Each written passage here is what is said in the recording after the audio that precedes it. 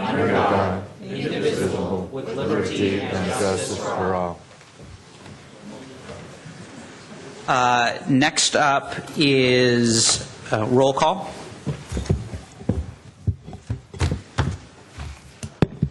Commissioner Bradley. Here. Commissioner Gutierrez. Here. Commissioner Harper-Pedersen.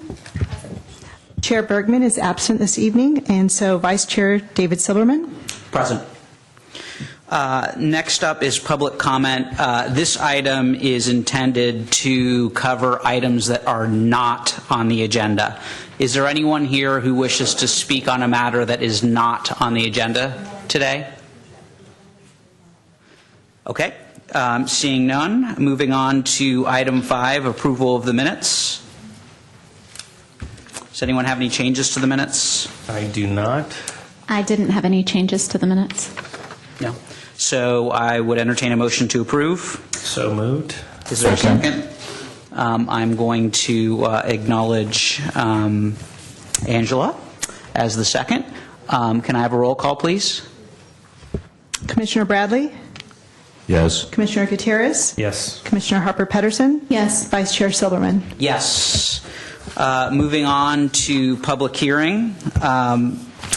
The procedure for a public hearing is as follows. Staff will present a report on the history, physical features, et cetera, on the application, followed with the staff's recommendations.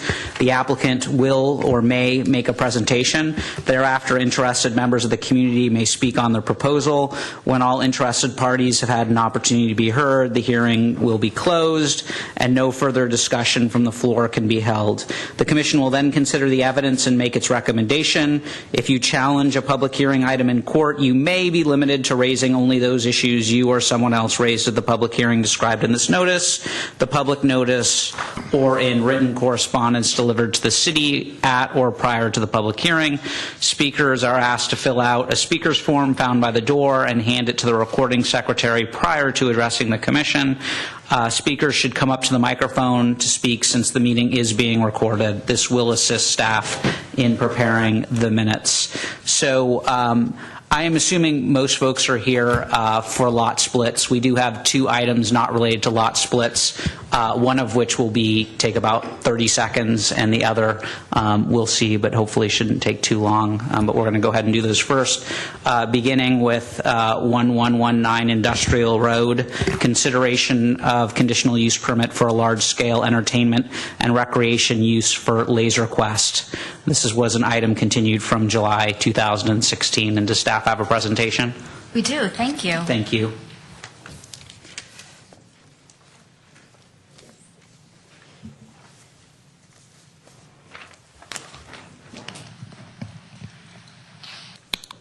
Thank you. Good evening, Commissioners. I'm Laura Russell, and I'll be presenting the project to you tonight on behalf of Jill Lewis.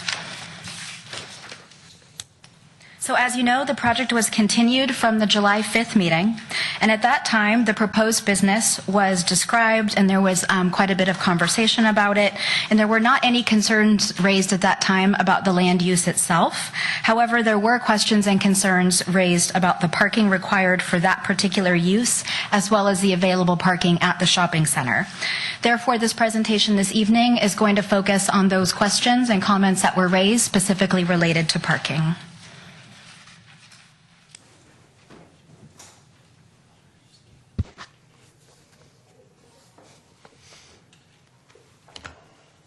So here's the map showing the major tenants with the property line shown in yellow. I know you're familiar with the site, but what we added were kind of the logos and indications of the different major uses. The Laser Quest use is shown in red. They propose to sublease the space from the Ross store. It had previously been used as storage. The entrance to the proposed Laser Quest is on the south side, which is the right side of this slide, which is located across from Satellite Healthcare, which is on a separate property. The municipal code sets parking requirements for some commercial recreation uses and designates the community development director as the authority to set parking for uses that are not specifically listed. So this table is going to be familiar to the Planning Commission, but it is updated after the last conversation, and we've highlighted for you here a couple of the key numbers.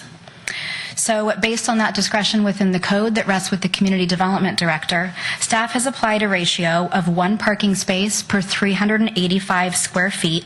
That's the same number which was used in Mountain View and is similar to other Laser Quest locations.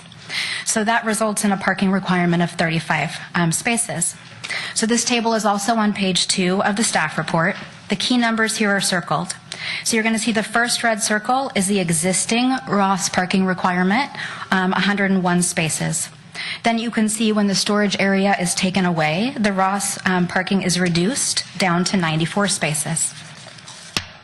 Then underneath that, the Laser Quest use has the parking requirement of 35 spaces that I just mentioned. So the total requirement for existing uses is 299, and the total required with Laser Quest is 327.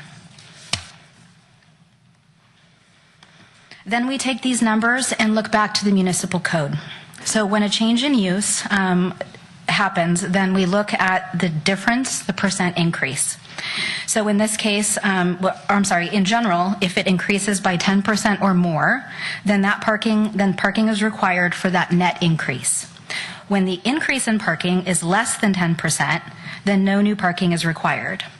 So if we take those requirements here, we get 327 spaces required with Laser Quest, 299 required with the existing conditions. So the difference is 28 spaces. Divide that by the existing conditions, and we get a 9% increase. So no new parking is required per the municipal code.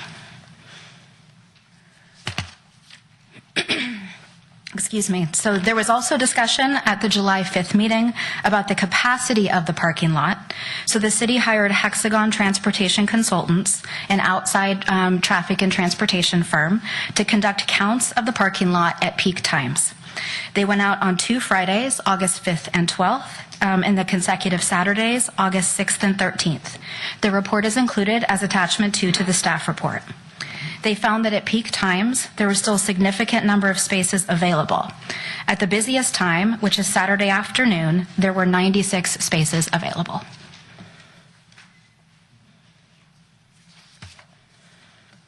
The Planning Commission also asked the applicant to return with a parking management plan to help address the concerns that were raised at the meeting. Their strategies are included in the staff report and incorporated into the conditions of approval and the draft certificate that's included in your packet. As a quick summary, they include exterior building signage, a customer notification at the time that they book their event. The majority of their events are booked online. Interior signage near the front with a site plan showing people where they're supposed to park, as well as adjacent tenant outreach. They've indicated they are willing to continue to cooperate with neighbors and encourage neighbors to take on the same types of measures. So staff sent the required legal notice, and we have not received any additional public comments beyond what was shared with the Planning Commission for the July 5th meeting. So if the Planning Commission wishes to approve the project this evening, this is the motion that you would make. I'd be happy to try to answer any questions that you may have, and the applicant is here as well. Thank you. Thank you. Does the applicant intend to make a presentation of any kind? He could speak to his own strategies, since I've just outlined them here, but you have them in your staff report. So I think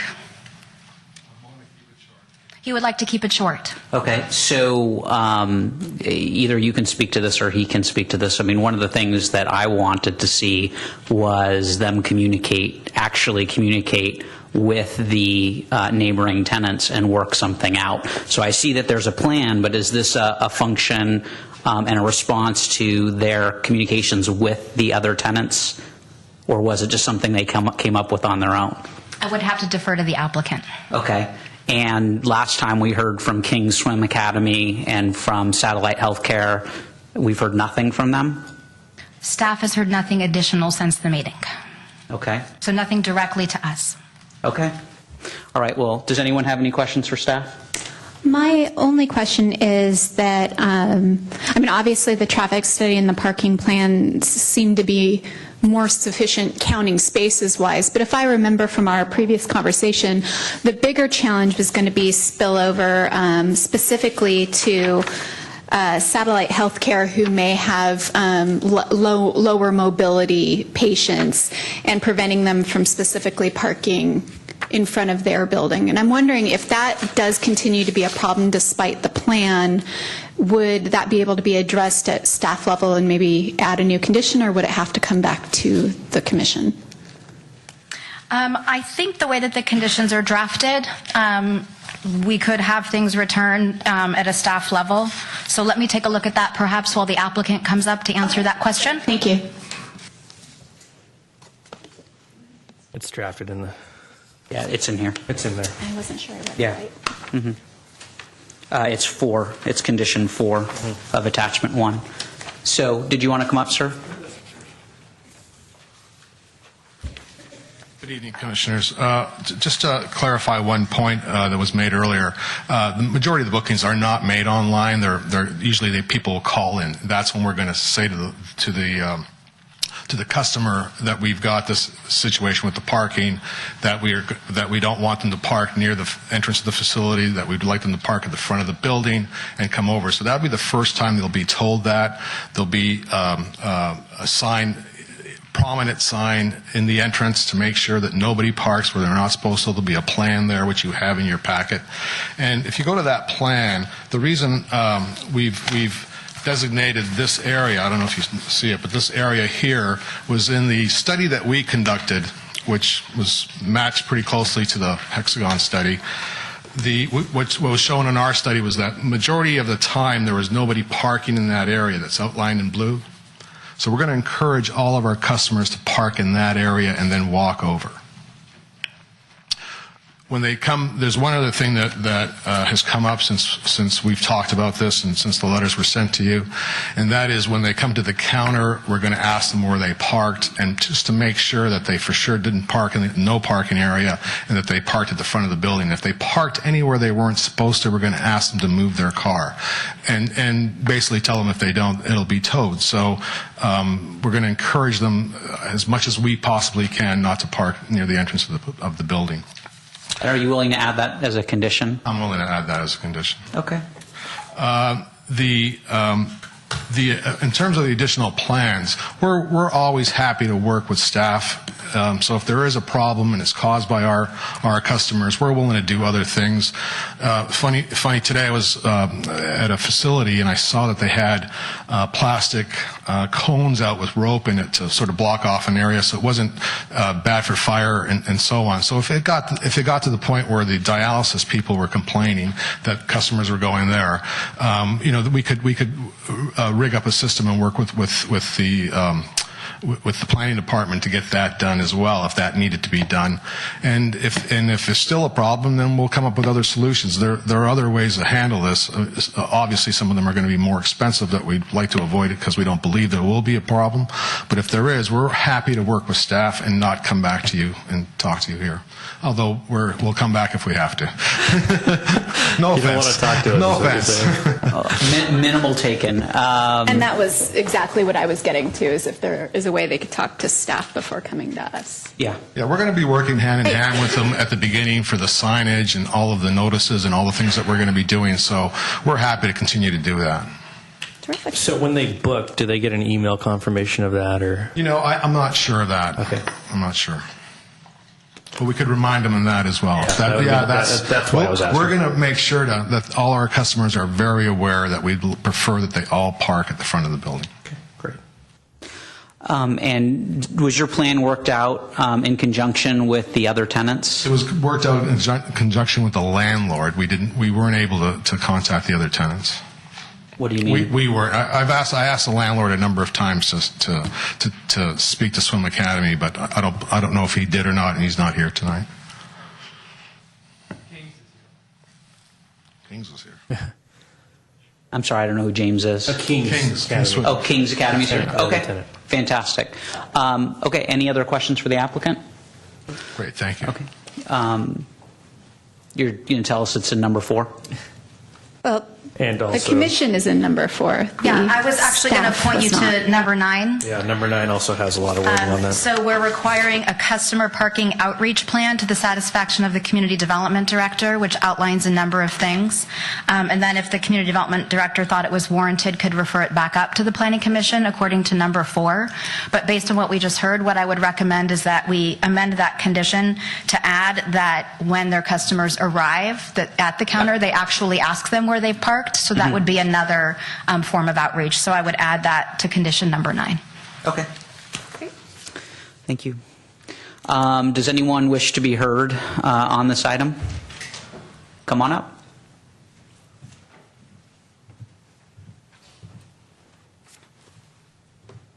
I'm Jeff Smith from Kingston Academy, and I've been waiting since that last meeting to be contacted. I did see them after and said, I'd be glad to talk to you guys and help, and got some ideas. Never contacted, and so a week ago when I was told that there's a meeting for this, I was a little surprised because we do have concerns, as I told you before. Kingston Academy, we're booming, and like I said, and we have a lot of children. Most of our clientele is 6 and under, with a lot of babies, and that's moms with strollers, the whole deal. And we use the facilities similar times to when they do. We don't go as late. We don't go on Sundays. And then with the changes that have happened in that very center spot, because you have the big building, which is the DeVillas building, and then you have Satellite, which now they've just got, since they decided they were going to start coming, they've got Satellite. Getz Brothers came in, which is all great, and fly fishing came in. So all of those are brand new to the place, which has changed our parking. And we've been working with them going, okay, and they've got signs up, they've towed people, the moms, they've towed them, they have no mercy. And so we've done everything we can to move, and we are packed out. And Satellite didn't open till the 16th. Which, they took the study before that in August. They didn't open their doors, I think, until the 16th. So I do have, again, I love the idea of them parking in front of West Marine. That is where everybody would walk from. I would put my employees and say, hey, you guys got to all park there. And, the moms know with the babies, I wouldn't do that. But I also know human nature, and we'll park as close as we can. And we'll just keep kind of going around until somebody leaves. And I worry about that. I do worry about the parking over there. We've got signs out, little guys saying slow, slow, just because of the babies and the moms. I'm not for this, even though I love Laser Quest. I got 4 kids. I just think there might be a better spot down the road, maybe Pays or whatever that guy's name. That one building that's empty, there might be some better spots for it than right here in the back of Ross, which was Ross's original. It wasn't designed to be a space on its own. It was designed to be part of Ross. Ross didn't use the space, so therefore they're busting it out and making an entrance for another store, which happens to be right next to us, between us and the furniture place. So I am concerned. Sorry I didn't bring anything to you. I didn't know I was supposed to with that. Bring what? One of you asked, did we bring anything? No, you didn't? Oh, okay. Bring up your concerns. Oh, okay. So I'm bringing my concerns Yes. now. So anyway, I think that's about 2 minutes. Did you receive notice of this meeting from the city? My CEO, I don't know, he probably got it from you guys, and then he let me know. Okay. But as in for the meeting, I did meet these guys, DeVillas and Laser Quest, right out the door after our last meeting. And they said, hey, we can get together. I said, I'm willing to, and I've got some ideas. And I didn't hear a word from any of them. So. Okay, thanks. Thank you. Does anyone else want to be heard on this particular item? Okay. Can we close the public hearing? And there's no, sir, did you want to come back up? And please do. And if you have, and again, I don't want to, I thought I was pretty clear that I wanted you folks to work this out with the other tenants. I mean, I don't know that I could have been any clearer about that. When we spoke to Jill, she just told us to come up with a plan. She didn't advise us to see another tenant. I mean, Well, I did. Well, maybe you did, but I don't remember that. Okay. The study before Satellite, I mean, the Satellite, unless Satellite's customers are parking at 1119 Industrial, they wouldn't affect the parking in any way, shape, or form. The study was done just on that parcel of land. So unless those customers are flowing over, that shouldn't change it. And better spot down the road. Here's the problem. We've been looking for 2 years to relocate our Mountain View store. It's almost impossible for us to find space. We've got a height requirement that knocks out about 75% of the building. So there's not a lot of spaces we can go to. So it's not like we can just move down the road to do this. But look, when you look at a downtown and a restaurant with no parking, they valet. That's how they get around it. If it gets that bad that it's our customers causing it, then we're prepared to do that. But I'm not prepared to have that now as a requirement because we don't even know if that's going to be a problem. The second thing is that he's not open Sunday. We're only busy on Sunday afternoons and Saturday afternoons and late Friday nights. So we're not in conflict with him except for one day. And we're willing to do whatever it takes for that one day to make it work. Okay. Thank you, sir. So I'd entertain a motion to close the public hearing. So Is there a second? Okay. Motion and a second. Can I have a roll call? Commissioner Bradley? Yes. Commissioner Gutierrez? yes. Commissioner Harper-Pedersen? Yes. Vice Chair Silberman? Yes. Discussion among the commission.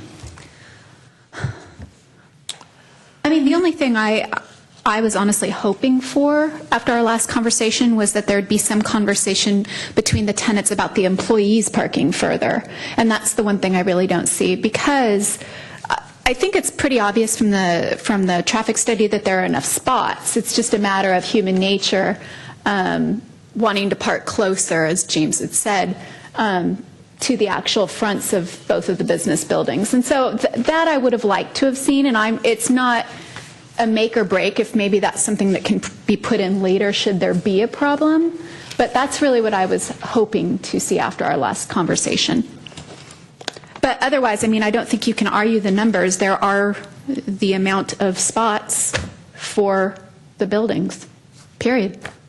I was just hoping that the landlords would get more involved. I know we had that discussion. They were here, and we asked them to be a little more active. And a landlord not reaching out to all the tenants kind of seems to be a problem for me. But the conditions, the draft conditions, and elaborating on some of those, I think will take care of any issues that we have. I voice the same. I agree. Item number 4 on page 3 there is just vague, but it did say that they were to get together with other tenants and take similar steps. This is a conditional use permit, so we can attach conditions, of course. So I have a question for staff. You used based on your report, you used a ratio of 1 space per 385 square feet. But when you look at the applicant's letter, the applicant on page somewhere in here, am I looking at the hexagon report? No. Somewhere in here they indicate that the normal, here it is, on page 2 they write, however, based on actual experience, the parking demand at peak capacity is 1 parking space for every 366 square feet.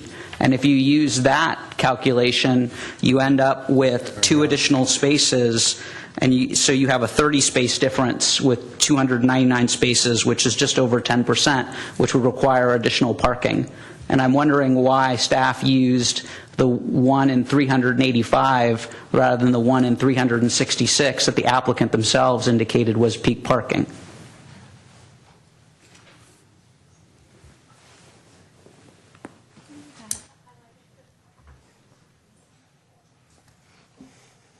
I think I can answer that as just a rule of thumb number that planners use. But for this particular use, there is no. That's the whole point. I'm going to give you at least a partial answer. And that is the 1,385 is from the materials from the last meeting, which is the same number that staff was using at that time. So we changed the way that we were representing it in the staff report to make it directly comparable, 1 space per 385. But the ratio has been the same all along. It was 2 spaces per, you know what I mean, in the thousands. So I just converted the numbers that we used previously. So the staff's determination of the 385 has been the same between both meetings based on the numbers that the applicant gave us of the Mountain View location. They submitted this afterwards, which does have different numbers. So I think the applicant, do you know what I mean, changed the way that they did their math, but we didn't change the way we did our math. We just converted it. I'm following you. Okay, thank you. That's responsive. I appreciate that. Well, I mean, it does seem like there's 3 votes to approve. I mean, I'm going to oppose, but you know, I completely understand where the rest of you are coming from. I think that had they spoken with the other landlords, as we asked them to do, excuse me, the other tenants and/or landlords, either way, I would have felt differently. I'm especially concerned because Satellite came to 2 separate meetings to discuss their concerns about this proposal, and they aren't here today, and I don't really have a reason why. It may be that they're happy with this plan. It may be that they don't know about the meeting. I don't know. But for that, and because of this discrepancy, I'm going to vote no. But you know, I'd absolutely entertain a motion for yes. I'll move that the Planning Commission for the City of San Carlos approve the request of Leisure Entertainment for a conditional use permit to operate a large-scale commercial entertainment and recreation use at 1119 Industrial Road. That's APN 046-152-210, based on the findings and for the reasons incorporated in the staff report and as conditioned in the conditional use permit. And we're going to add... Yeah, I was going to say, are we modifying condition number 9, adding on to condition number 9? Actually, I'd like to add to, on the condition that they advise their employees to park in the area that they have designated as an additional condition, or add it on to condition number 9. And then we were also adding a condition that when customers come in, they will be asked where they're going, where they have parked, and if they haven't parked in a designated area, they'll be asked to move. Yes. Did you accept that amendment as well? Certainly. Is there a second? I'll second that. Can I have a roll call, please? Commissioner Bradley? Yes. Commissioner Gutierrez? Yes. Commissioner Harper Pedersen? Yes. Vice Chair Silverman? No. Motion passes 3-1. All right, moving on to item B, 595 Industrial Road. Do we need to open a public hearing to continue the matter?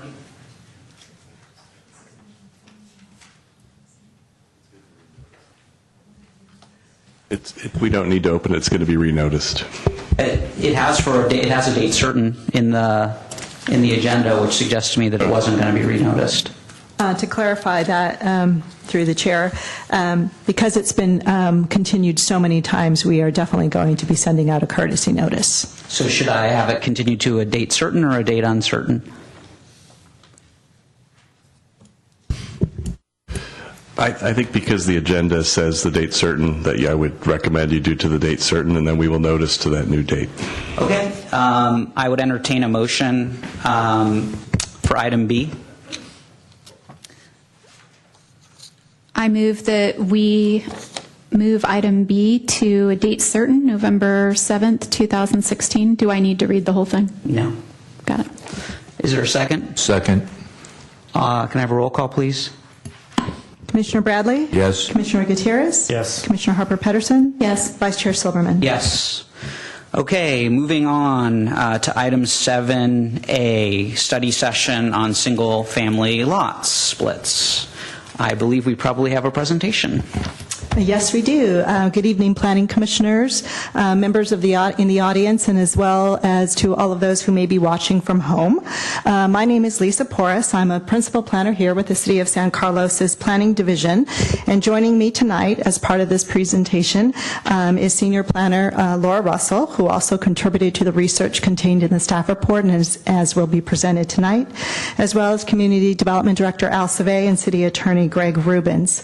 So I'd like to just first start off by providing a little bit of background. I suspect that some folks in this room are familiar with the background, but just to kind of explain how we got here and where we are headed with this particular topic. So we are here tonight at the request of the City Council, who asked the City's Planning Division to work with the Planning Commission and members of the public to discuss the matter of single-family lot splits and flag lot configurations in the city's residential neighborhoods.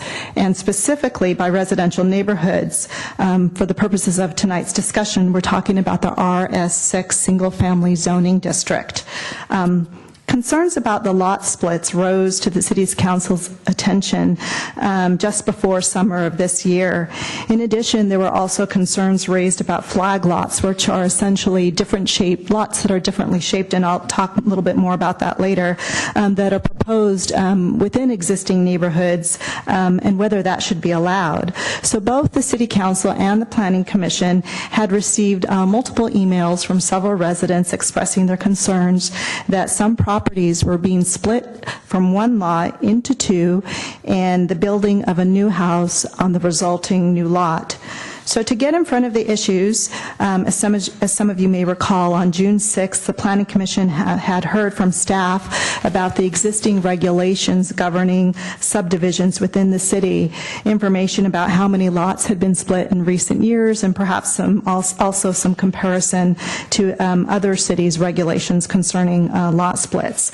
A copy of the June 6th staff report has been included with tonight's information for your reference. So to address the concern and to allow for additional time for staff to work with the community, the City Council on June 27th adopted an urgency or interim ordinance that essentially prevents lots from splitting into minimum sizes of 5,000 square feet. This interim or urgency ordinance expires in May next year. So the City Council is asking the Planning Commission to bring forward a recommendation as to whether the regulation should be modified, and if so, then how. So to accomplish this, the first step is to have a dialogue with the community and the Planning Commission, which is the reason we're here tonight.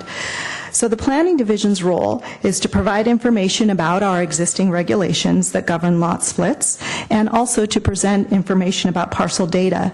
The role of the public in this process is to provide public comment, whether that's by attending these meetings or by sending emails or other forms of written correspondence to the Planning Commission's attention. The Planning Commission will then review and consider all information, data, and public comment, and then make a recommendation to the City Council. So to get things started, I would like to take a minute to clarify what areas in the city we're actually addressing. Where are we really focusing our attention upon within this discussion? So up on this slide is a city zoning map, which is also provided as attachment 1 in tonight's packet. As you can see, most of the city's land area consists of the RS6 zoning district. And basically the RS6 zoning districts are all the areas kind of shown in yellow. Now I know it's a little bit hard to read because this map here is actually showing all the parcels, so it kind of looks gray in certain areas. But essentially all of this here is RS6 single-family zoning district. There are some pockets of lower density RS3, such as over in this area of the city, but by and large, you can see that the majority of the city's neighborhoods are comprised by the RS6 zoning designation. So when we talk about the rules tonight, it's really the rules as they relate to the RS6 zoning district. So for the purposes of tonight's discussion, and as mentioned in the staff report, we suggest two primary questions for your consideration. The first question is, should property owners of larger lots, lots that meet the current size requirements of the city subdivision regulations, be permitted to subdivide their property? And secondly, should property owners be allowed to subdivide their property into what we refer to as flag-shaped parcels? To facilitate the discussion for tonight, we essentially have 7 goals, and I just wanted to provide everyone with an outline of what we will be covering in tonight's presentation. The first is to review existing subdivision regulations concerning parcel size. The second is to take a look at some maps and data relative to parcel size and subdivision potential in the RS6 zoning district.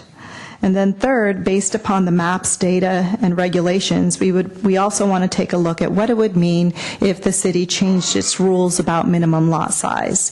And then we want to take questions from the commission, hear from the public, and at the end of the meeting, staff will be looking for further direction from the Planning Commission. So to get started, let's start with current subdivision requirements within the city of San Carlos. As I mentioned before, the Planning Commission staff report of June 6 provides a lot of good information about the regulations governing lot splits. So for those of you who haven't had a chance to look at the June 6 staff report, I would encourage you to read it. It's a good place to start, but I'm going to summarize it again here tonight. So this table shows the size requirements for all land divisions within the city of San Carlos. On the left-hand side of the table, you'll note that the first column shows the ranges of cross-slope percentages. And this is essentially step 1 in determining what size parcel, the minimum size parcel you're required to have for any parcel that's being considered for land division. And as you can see, depending upon the degree of the slope, minimum parcel sizes can range from 10,000 square feet to up to 2 acres. Special attention should be paid, however, to footnote number 1, which you can see here is shown in 3 particular instances. And what footnote number 1 does is it refers to all development standards within the RS6 zoning designation, which includes minimum lot size. So if you have a parcel that has a 20% degree slope, you're required to have a minimum lot size of 10,000 square feet. However, if your land has a site cross slope less than 20%, essentially what you do is refer to Title 18, which is the city's zoning ordinance. And within the zoning ordinance, it sets forth parameters for minimum lot size and lot width. As you can see here in this slide, the minimum lot size refers to a size of 5,000 square feet with a lot width of 40 feet. So I wanted to provide you some information about footnote number 1. So first of all, it was added to the subdivision ordinance in 2001. This is discussed in the staff report. Secondly, it's 2001 or 2011? Excuse me, 2011. That was, I'm looking at it, but it came out the wrong way, so thanks for the clarification. It was added to the subdivision ordinance in 2011. It points to another chapter of the municipal code, Title 18, and it says that the minimum parcel size for land less than a cross slope of 20% can be a minimum of 5,000 square feet with a minimum lot width of 40. So this is the current rule that presently governs land division within the RS6 zoning district. Now that we understand how the current rules work, we wanted to take a look at some characteristics of the existing land under the RS6 zoning designation within the city. So tonight we will be showing 5 different maps. The first map is going to show all RS6 lots that are 5,000 square feet or less. The second will show lots that are 10,000 square feet or greater. The third will show the potential for subdivisions based upon those current regulations I just discussed. And then we'll also show the potential for subdivision under previous subdivision regulations. And what I mean by previous is essentially if you remove the footnote that was added in 2011, what would that mean? And then we also want to show you a map of flag lot distribution within the city. So staff obtained this data. The data and maps that you're going to see was obtained by staff working with GIS consultants who basically ran a number of different queries using the city's base map or parcel map. However, for flag lots, staff conducted its own research. So this first map here shows all parcels that are within the RS6 zoning district that are equal to or less than 5,000 square feet. As the legend on the map indicates, there are over 1,000 lots in the city that meet this criteria. This is about 13% of all RS6 lots.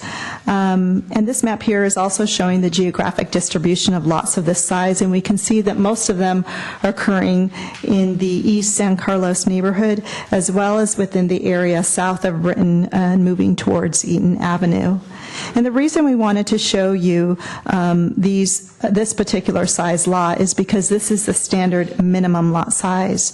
And the standard doesn't necessarily mean that every single lot in the city should be 5,000 square feet. It's just the minimum that's allowed through a subdivision process. The division of land and the resulting parcel size will depend upon the size of the original parcel, its slope, its shape, as well as its configuration and orientation to the street. And as we'll see later in the upcoming slides, a vast majority of parcels in the RS6 zoning district are going to be greater than 5,000 square feet, but are under 10,000 square feet. So here's a map showing lots that are 10,000 square feet or larger. And there are just over 1,000 RS6 lots of this size. This map doesn't necessarily mean that all of these lots can be subdivided. As you recall, we also look at cross slope and we look at lot width as well. So if we were to apply the regulations that we currently have concerning site minimum parcel size, site cross slope, as well as lot width, there would be a total of about 259 lots that could potentially be subdivided under this criteria. And as you can see, there's not any one particular concentration. There's somewhat of a concentration towards the where San Carlos Avenue kind of turns the corner in this particular location, but they're roughly occurring in different areas around the city as well. So is that sort of, I guess it's a rhombus technically, but sort of rectangular area, is that Carmelita? This is Carmelita right here. Exactly. So I'm sorry, you said that's not a concentration when all but only a couple of those lots are highlighted? I appreciate the comment, and we can see them. Thank you.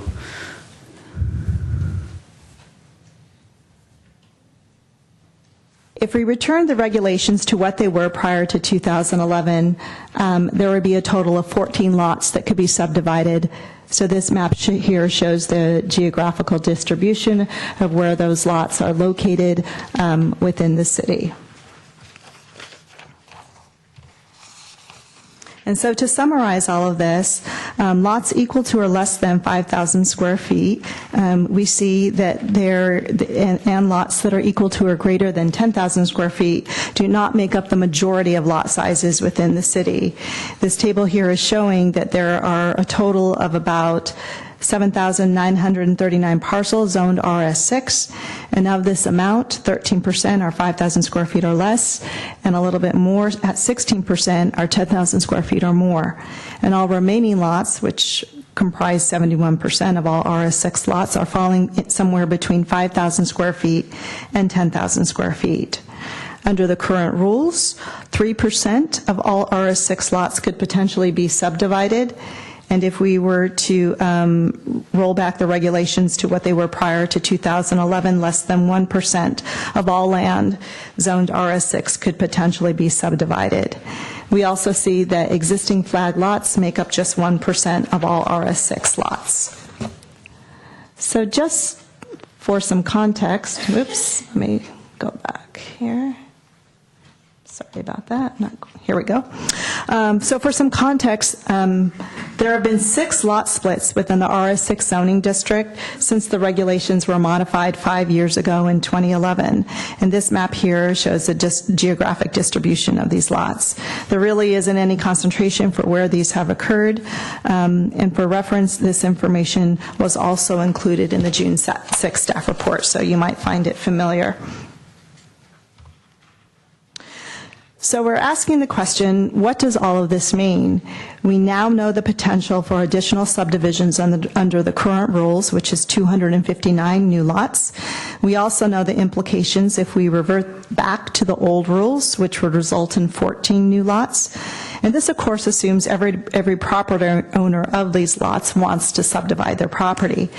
However, from a policy standpoint, the City of San Carlos housing element sets forth a number of new units needed by income category to the year 2023. These are minimum numbers, and the goal is to ensure that development regulations do not constrain the production of new units.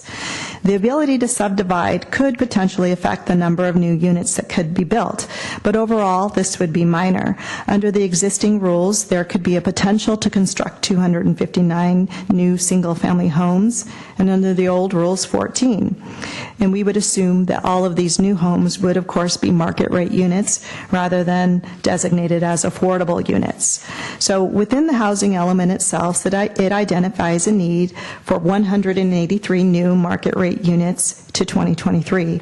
And there is no requirement by the state that these market rate units must be single family, must be condo or apartment type. There's not a requirement for what residential type. It's just there are income categories assigned to these numbers. At present, the Planning Division can tell you that there are 455 new units that have been approved or are currently under construction, and of this amount, 16 units will be single-family housing. The remaining and majority of these units will be apartments or condos located in higher density areas along El Camino Real and within and around the downtown core. So should the city decide to require a minimum lot size of 10,000 square feet, which was what the regulations were prior to 2011, there would be no constraints toward meeting the market rate housing need of a minimum of 183 units based on the 455 units that are approved or under construction. So moving on to flag lots. In addition to minimum lot size, residents have expressed concerns over the potential to subdivide land into what we refer to as flag-shaped lots. So on the right-hand side, you can see an illustration for what is a flag lot. It's also referred to sometimes as a panhandle lot, where a narrow portion of the lot meets the street, and the primary development is located further back. So the concern has been whether flag-shaped lots should be allowed and whether or not they fit into the overall character of the neighborhood relative to building placement patterns on a particular block. In doing a bit of research, we've identified a total of 41 flag lots in the city, which are indicated by the dots shown on this map here.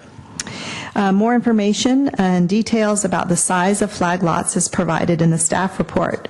The city subdivision ordinance at present does not prohibit flag lots, but there is criteria that says that the shape of the lot needs to conform to the general pattern of the neighborhood.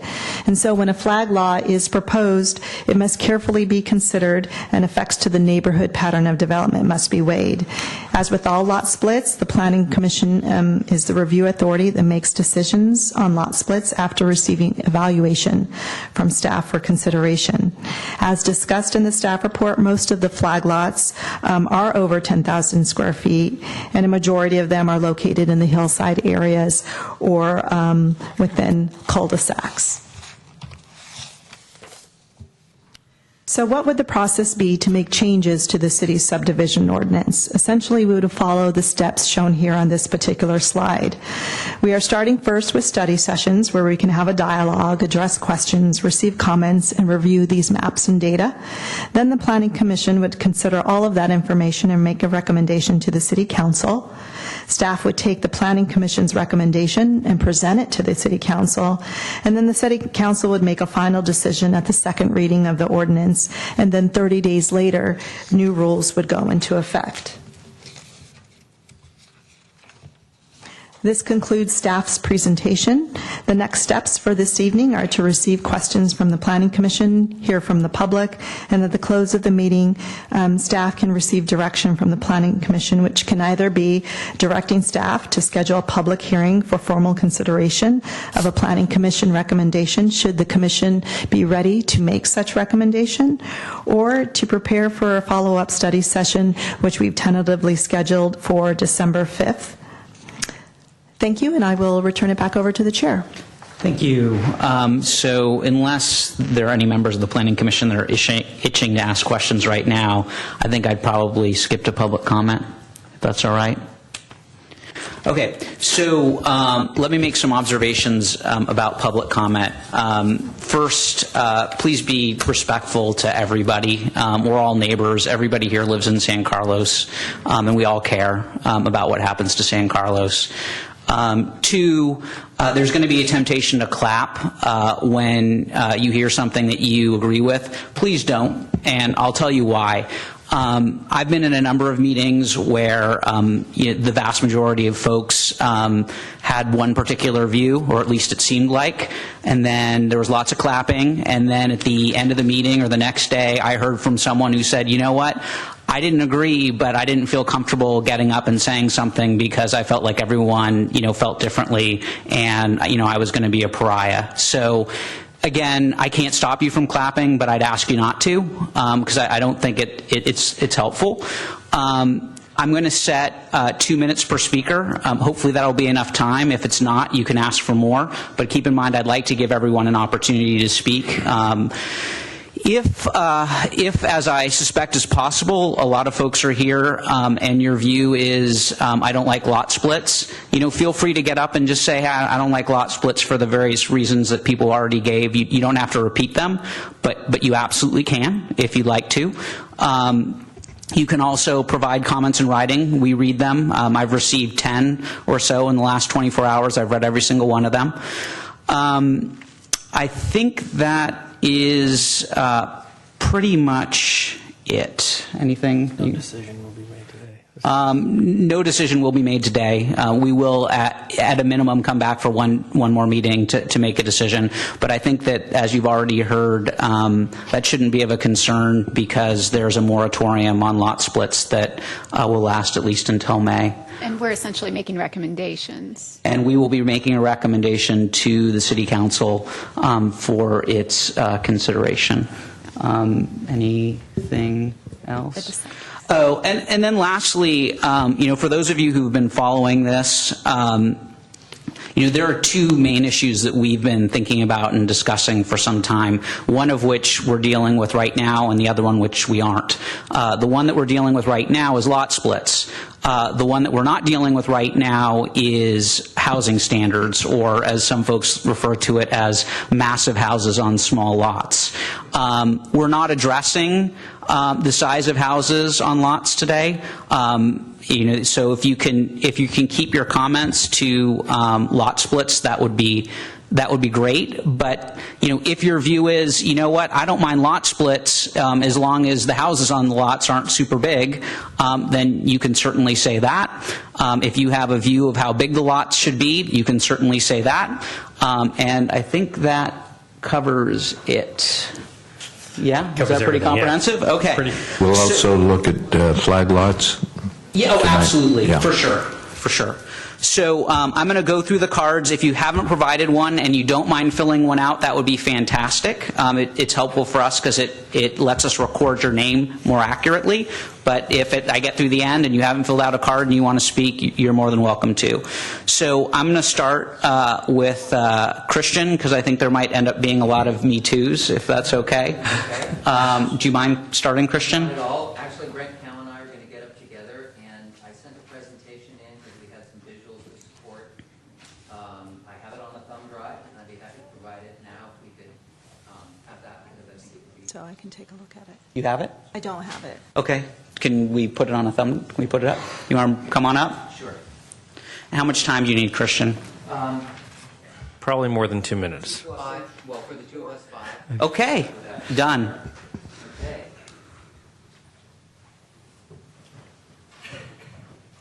It's only 5 on this.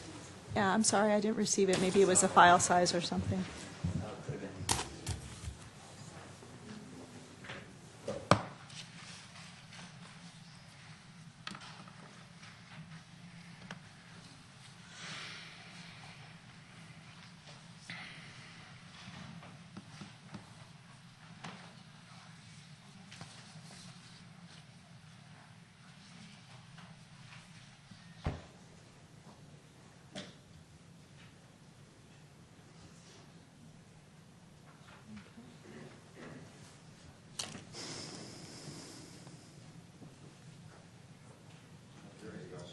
Okay.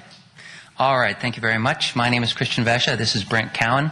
We have been collaborating for months now with the input and support of, I'd say, a dozen other residents who've done meaningful work to contribute to analyses that we've done and input such as Sarah Timby provided around input on recommendations or positions we think are reasonable standards relative to the code.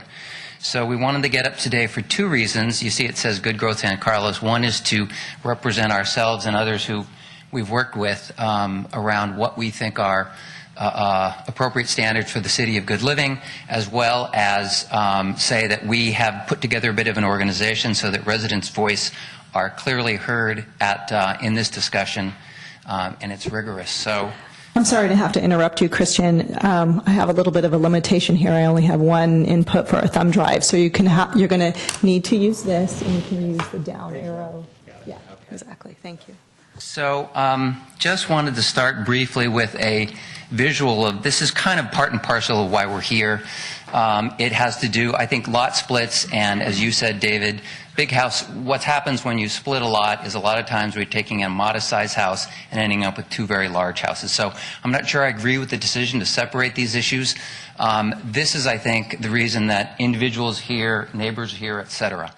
I would just ask any of you here to imagine when this happens next door to you, there's a significant impact on your privacy, on your light, on the feel and character of your neighborhood, and as well as kind of the culture and the affordability of San Carlos. So I won't belabor that because I think the pictures represent effectively what we've got. These are all built in the last 5 years since the change to the zoning ordinance. So this is a current representation of the kinds of things that are changing. This is an analysis that certainly the Planning Commission seen before. My concern, Brent's concern, and many others is that the San Carlos zoning ordinance, as it was changed in 2011, allowed substantially larger houses than peer cities on the peninsula. And if you do look at this, it's really by a factor of 2x, and that has to do with not just things like lot area coverage, but also the reduction in the size of parcels that we allow to be split. So all of those contribute to the increasing density that we're seeing in San Carlos. So, as residents, we are trying to amplify the voice and make sure the input of people who are typically don't do this as their living, unlike architects and builders do. We want to be sure that we have a strong voice. And what we're really striving to do is promote sensible development to preserve San Carlos, the reasons we moved here. And so there are 7 areas that we've identified that we think the zoning ordinance needs to be modified. Number 2 on this list, as you'll see, is lot splits, and the others are other related elements. So let me stop there because Brent is closely connected with the lot splits issue and is going to speak to that. Yeah, so thank you, Christian. So, I've previously made comments, meetings leading up to this regarding the lot split issue. I don't want to dwell back into the underlying factors and economics. And we're here now, the issue's being studied, and many of us are very thankful for that. So relatively speaking, when we look at the latest analysis from the planning department, I think it is very insightful that there's general agreement we're not going to solve our housing shortage with an inventory of the 259 lots here in San Carlos. There's been conversation about how big of an issue is this really with only a half a dozen instances over the last 5 years. But each of these instances, and many of the individuals who are in the room tonight, have been impacted and live on Carmelita or White Oak Way. Some of us are on Cedar Street where a flag lot was proposed. And so looking at each one of those, you see a multiplier effect when it comes to your neighborhood. You end up with 5 to 10 dissatisfied residents for every single instance that you have of a lot split occurring. So with that in mind, looking at the history behind this and looking at the regulations prior to 2011, the city ordinance prior to 2011 stood for 35 years, according to the planning department's report previously. There didn't seem to be a big uproar from 1976 to 2011 about the standards at that point in time, and those standards have now been put back into effect with the urgency ordinance, with the addition of explicitly clarifying no flag lot configurations within RS6. If you look at the general plan and the findings that are required as it relates to lot pattern, which Lisa spoke to, you could infer that flag lots in certain areas of the city wouldn't be allowed anyway, but the current urgency ordinance makes that explicitly clear. So in terms of the residents that I've spoken with, the Christians spoken with, and what our discussion has been, we're really offering up 3 points in terms of for consideration. The first one is to simply make the current urgency ordinance standards permanent, to revert to the 2011 standards as it relates to minimum lot size as well as the measurements associated with it. The second is to also, as part of the urgency ordinance, to make permanent the prohibition of flag lot or irregular lot configurations within the RS6 district area. And then finally, the last is to consider, if appropriate, potential spot zoning for parts of the city where certain streets or blocks have really identifying characteristics. So if you look at Carmelita as an example, where the average lot size might be higher than and still allow for lot splits with the relative standards of 2011 and prior, to take a look at some type of arrangement in terms of potential spot zoning to preserve the unique characteristics of those streets, which make that part of San Carlos and really a distinct part of both the city of good living and as well as good growth. Back to you, Christian. So on a closing note, let's see, how do I get this to advance? Page down. Okay, that's okay, page down. Yeah, that's not working, is it? There you go. Almost had it. Yep. Okay. Just to say that we have made the effort to help organize people to put together a website. It's got a lot of data. I mean, I and other residents spend a lot of time gathering data and generating analyses that I think have helped bubble this issue up. You can find that information there. We'd encourage you to go for 2 reasons, both as a source of information and if you want to get input and be aware of, kind of follow the efforts of this resident-based initiative. You can enter your email there and we will put you on a list so you can get information. So there's a gentleman here, Josh, could you raise your hand for a minute, has a clipboard, so if you want to give an email in person, you could, or in the back, there's one there. So you can either go to the website or you can put your name down here. As you can see, you can also follow city sources of information as we move forward with both of these issues. So thank you. Thank you very much, and I know you have worked very hard on this, Christian, and we appreciate all the effort that you've made. So, next up is Tom Dearden.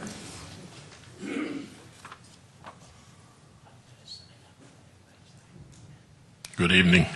Good evening, sir. I have the pleasure of living right across the street from the property that is sold recently on Carmelita. That it's everybody's understanding that it's going to be, or at least going to try to be split. It was sold for a great deal of money, so the only way the whole project would pencil out is if it could be split and 2 new homes built on it. Once again, we're talking about the character of the neighborhood. It would change dramatically the character of the neighborhood. And also because the creek runs down the back of it, he would probably have to use less of a setback than most of the homes on Carmelita have adhered to when they were originally built. My house and most of them are 25-foot setbacks or something about that, where this one would be less than that. So not only would it be higher density, but it would be closer to the street. So it truly would be out of character to the rest of the homes on the street. So obviously I'm not in favor of seeing that particular lot split. I understand that some lots, I was the advocate for housing for the Board of Realtors for 15 years, so I spoke in behalf of additional housing. So there are, I'm sure, lots in San Carlos that might complement a lot split, but under certain circumstances. But this one, I think most anybody that would drive down Carmelita, and I would imagine most everybody in this room has at one time or another, you can see glaringly that it will be out of character to the rest of the neighborhood. On the corner, they have done a lot split, but that lot, first of all, is on the corner, so it kind of is partly on the Alameda as well as Carmelita. They also have a certain setback. I'm hoping the setbacks will be sufficient that they don't represent the whole, what would be new if everybody on Carmelita started doing this. So, I'm assuming that really probably the greatest point that we can think about is the character of the neighborhoods that would be comparable to a lot split, and that they would keep San Carlos's personality. Thank you.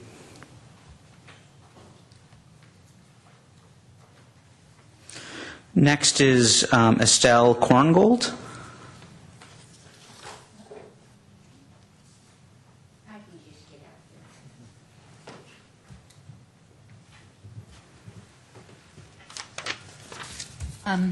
Most of what I was going to say was presented very much better than I could have done by those two gentlemen. I live on Graceland, and it's been called the prettiest street in San Carlos, and whether it is or not, what makes it pretty is of course, we've lost a lot of pine trees, but also that almost once you get into Graceland, almost every lot is pretty good sized. And the one house, I don't know how they got permission, because I'm not sure that there was 40 feet for them, was really an in-law house to begin with, because I lived there that long. And then when they built the house, they had to put it in sideways. And if you don't think that looked odd, that you go down the street, but you might just miss it because the lot is so small. Anyhow, I thoroughly agree. What makes the San Carlos this beautiful city that it is that the good sized lots, and that's really what I was going to say. Is I hope you'll have limits to the sizes of the lots. The split should have a minimum size and a limit for, as you said, a limit to the size of the houses. I think that Menlo Park is a pretty good example of something like that, and it's a very desirable area. But anyhow, what I was going to say was much better with that presentation, and I'll be back. Thank you, ma'am. Appreciate it. Next up is, I'm going to butcher this, Connie Wallakonis. Really? First time for everything. Hi, I'm Connie, and I've lived in San Carlos for 44 years. Thank you for that look. In March, a discussion started on Next Door Neighbor regarding the overdevelopment of the residential neighborhoods. And the last time I checked, there was about 209 comments. And I spent some time and read through all of those comments. And really what people were talking about, there was probably only a half a dozen or less people that really talked about the lot split. What seemed to be the bigger issue were huge houses, new or remodels being done on these small lots. That really, in my humble opinion, seems to be the much bigger issue. I'm actually not opposed to lot splits, but it's dependent upon the house being the appropriate size for the lot. And I think that's the key.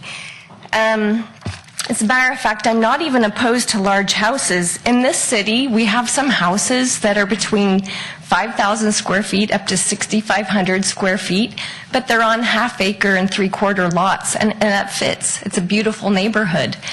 And so I'm not opposed to lot splits, but I do think that it's totally dependent on how big of a house is allowed on what size lot. Also, the thing that I noticed both in the Next Door Neighbor comments as well as just talking to my neighbors, the issues seem to be more about lot coverage, setbacks for both first floor and second floor, height limits, loss of privacy, loss of natural light or view due to kind of a monster house being built. So I would like to see the city address the issues of lot coverage, setbacks, and height limits of new homes.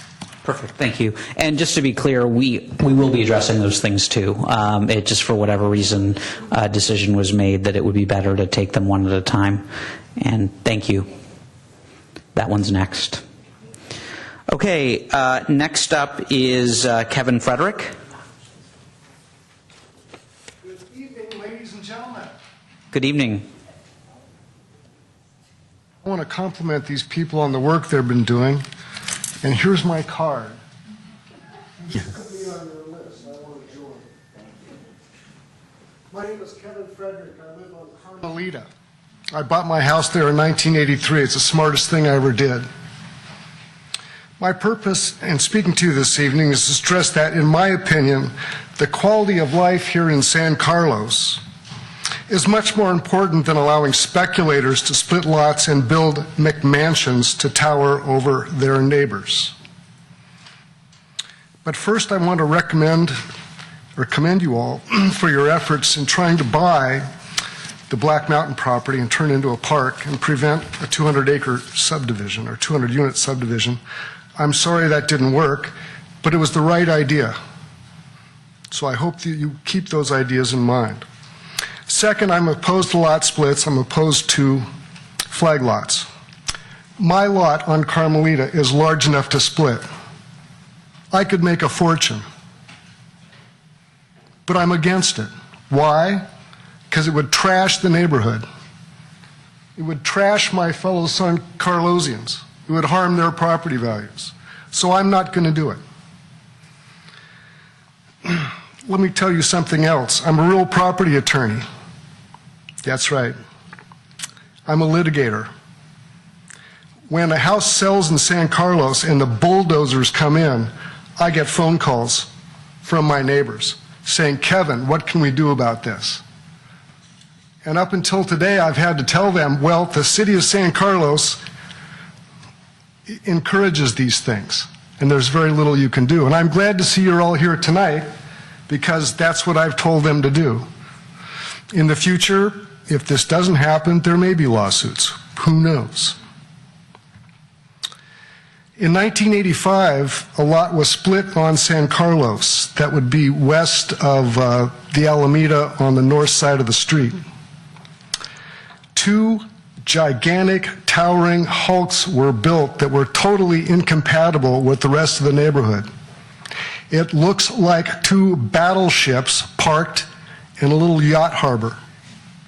Yes, don't laugh, it happened. And it was horrendous for the entire neighborhood. Right next to them was a little tiny cottage.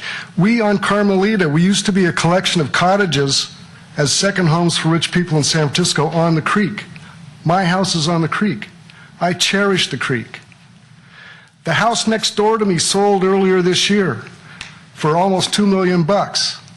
I was terrified, as I'm sure you all are, that the owners would bulldoze it down and I'd be forced to, yes, file a lawsuit to stop a McMansion.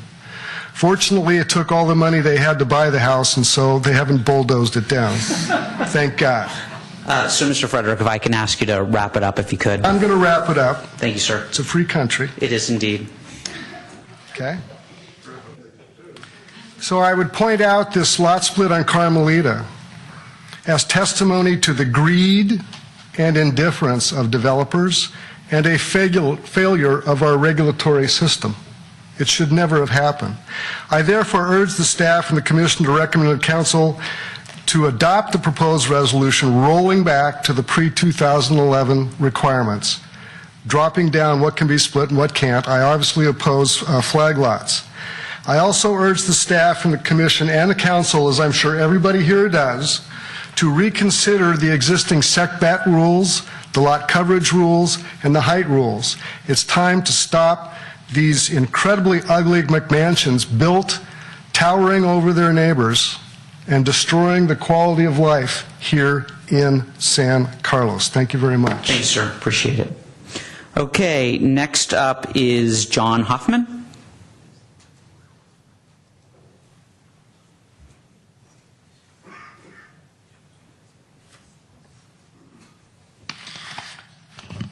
Good evening, Commissioners. Good evening. I am not for or against on this issue, but I want to point out a couple of things. There are goals to increase the amount of housing in the city of San Carlos, as with every city along the peninsula. There are goals to make housing more affordable. That may be an oxymoron in our case, but that is one of the goals. The only way that is achieved is by the market providing additional housing.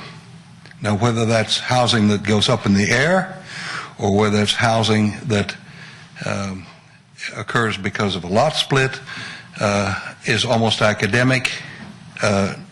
It only occurs when it's economically sensible and somebody is prepared to make a development. We are at a stage where nearly any new development needs to knock something down. We are a mature city, roughly 90 years old, I think, at this point. So you should anticipate that this really is going to be a physical requirement. The highest and best use of the land is another thing that should be considered. Is it better to provide 2 out of 1 or maintain simply 1? What I've heard thus far, I think, is from people who are longtime residents of the city.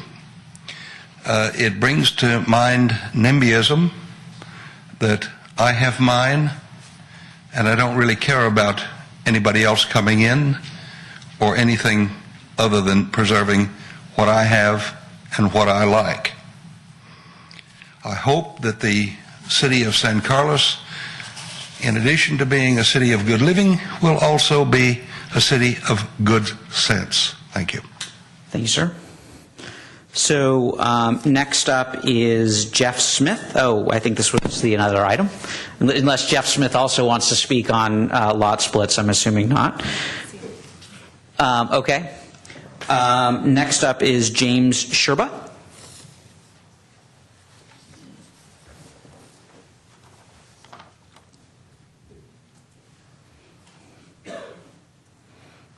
I'm up here to advocate a rollback to the pre-2011 stipulations. It was called Title 18, I think, that was seemed to be an addendum.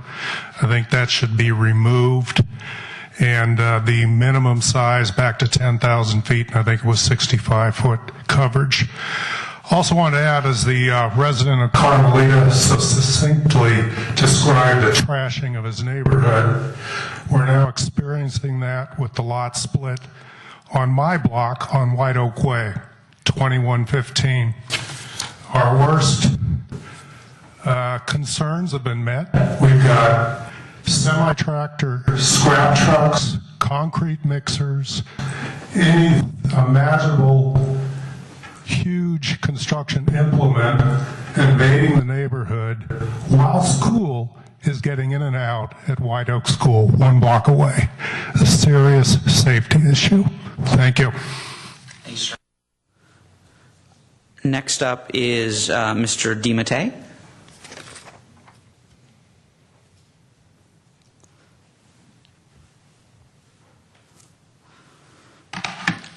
I have a personal issue about this because my name's Raymond DiMattei and I live on 2065 White Oak.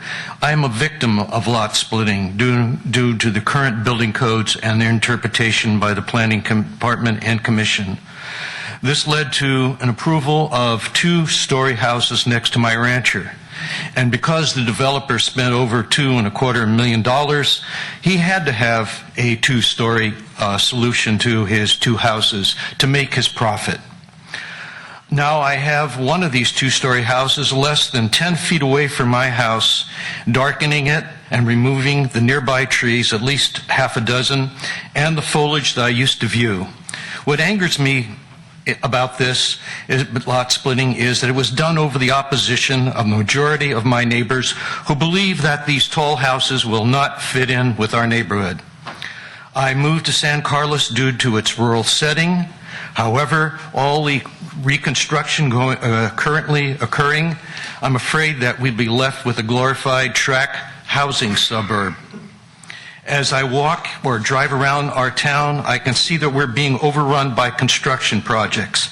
Most of this work is being done by developers who view San Carlos as a gold mine. I do not believe that the infilling of our town is going to help the current housing crisis, or will it be affordable housing either. I cannot believe that all this lot splitting is done by local residents. What we have here is land speculation and profit. Thank you. Thank you, sir. Next up is Ron Granville.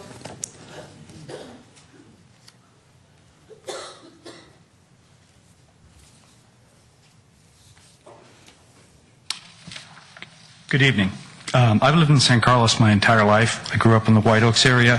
For the past 34 years, I lived in the 1900 block of Carmelita. My lot is considered large. It's one that under the, I guess it would be current before you had the moratorium rules, could be split. I'm steadfastly against that, and I have a few thoughts about it. First, I'd like to thank the Commission for taking the time to address this very important issue to the quality of life in our neighborhoods. Second, I'd like to thank staff who's been very helpful over the last few months for us to understand how the process works, because when the first lot split on our block, we didn't know how the process worked. Subdivision rules should preserve the quality of life for the larger number of residents in the area, not just provide a financial windfall for a select few property owners. Further subdivisions within our neighborhoods that are zoned for single-family use adversely impact the adjoining property values, the quality of life, the increased congestion, parking, and noise within the neighborhoods. This isn't really about NIMBYism. San Carlos has a housing plan. It's already added 455 new housing units that are either under construction or approved for construction.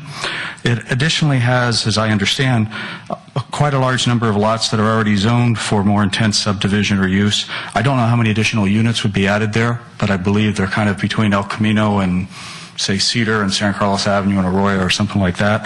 It's a lot more housing that can be added there. Per the staff report for this meeting, San Carlos already has 2.5 times the number of new units either under construction or approved that are required to meet the city's housing element. So again, it's not about NIMBYism. The prior subdivision rules that required post-split lot size of minimum 10,000 square feet, 65-foot frontage, served San Carlos well for many years. The traffic and on-street parking in our neighborhoods are already too much. They shouldn't be made worse by squeezing in more homes. Also, just a couple things struck me tonight. Our neighborhoods really shouldn't be changed by a footnote.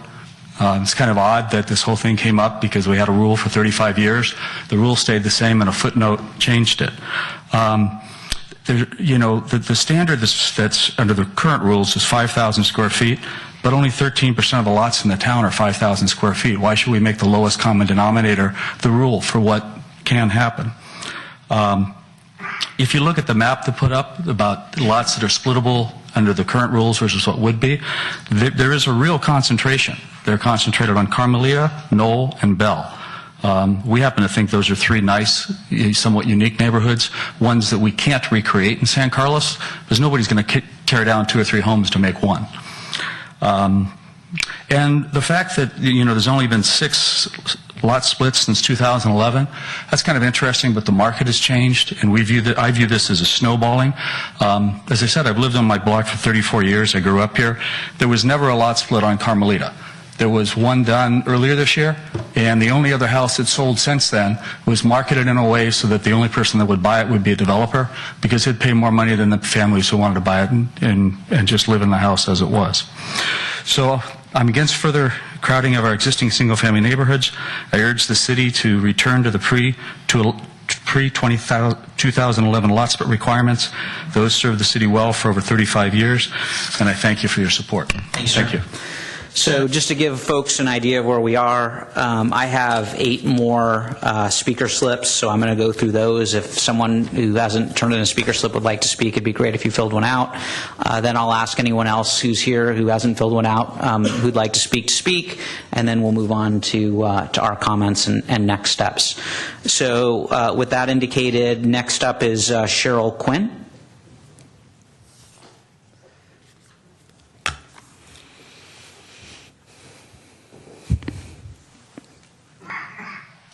Thank you. I've been a resident of San Carlos for 25 years, and I'm currently a supporter of improvement and good growth. Thank you tonight. Previously, we've been known as the City of Good Living, but we seem to be under siege by the developers due to our favorable codes surrounding single-family and home zoning, and we've now become the City of Good Profits for developers, and they're preying on our town for their personal profits and eroding our community that we've all here worked so hard to cultivate. My work and my daily life takes me through the streets of San Mateo, Belmont, Redwood City every day, and Mountain View even. And none of these cities have the sheer volume of building that we have in both our neighborhoods and our thoroughfares. And during this lot splits review, I'm thrilled that Brent and Christian brought forward, like we saw in June, the other communities, because I really feel we need to take that into account, because we've become the area that they've been preying on in San Carlos. And everyone in this room will say, San Carlos is no Redwood City and we're no Belmont. We're very unique, and we've seen a trend that the homeowners that used to develop their homes improve them for their own benefit, with respect to their neighbors, very tastefully, very uniquely. It's all become a place where developers are coming in and maximizing their profits with no concern for our very unique and special community. Subdivision rules should preserve the quality of life for the larger number of the citizens in the area, not just the profits for the developers. And on record, as I've sent to the council and to you all, there's a developer in town that has been on record as saying a developer's dream is to take one lot and split it into 2. And we need to stop this, and I'm a proponent of stopping the lot splits and reverting back to 2011. Thank you, ma'am. So next up is, I don't have a name, I have an address, 2120, 2124 Greenwood Avenue in San Carlos. Thank you. Oh, well, I'm happy to butcher it for you. That's all right. My name is Carrington Kajawa, and I've lived in San Carlos for 17 years. I've grown up in the peninsula my whole life. When my husband and I first bought our first house, it was on Elm Street. It was a cute little bungalow. With our children, we outgrew the house, and we moved to a lot that I found walking one day that had 2 addresses on it. It was 2120 and 2124. When we went to go purchase this property, it was actually one of the original mayors of San Carlos's home, and he very interestingly had zoned it not for residential but for commercial, so I could put a multiplex unit on it, and this is on Greenwood Avenue. So when we purchased the property, we changed it back to an R1 zoning with an in-law unit, even though it has 2 addresses. The reason we liked this house was because it afforded us a much bigger piece of property to grow our family in, but also with the feeling that if we couldn't continue to afford it, that we did have possibly the option to subdivide it in order to afford to stay where we were. So partially, I'm here to say that I like the option. I don't know that I'll ever subdivide my property, but to be not given the opportunity to have that, if that's so given, we have definitely the size of a lot that could be subdivided. But I wouldn't want that right to be taken away, especially for what we've paid for the property these days. So how large is your lot? It's over 13,000 square feet. Okay. So, okay, thank you. Next is Kim Boyanowski.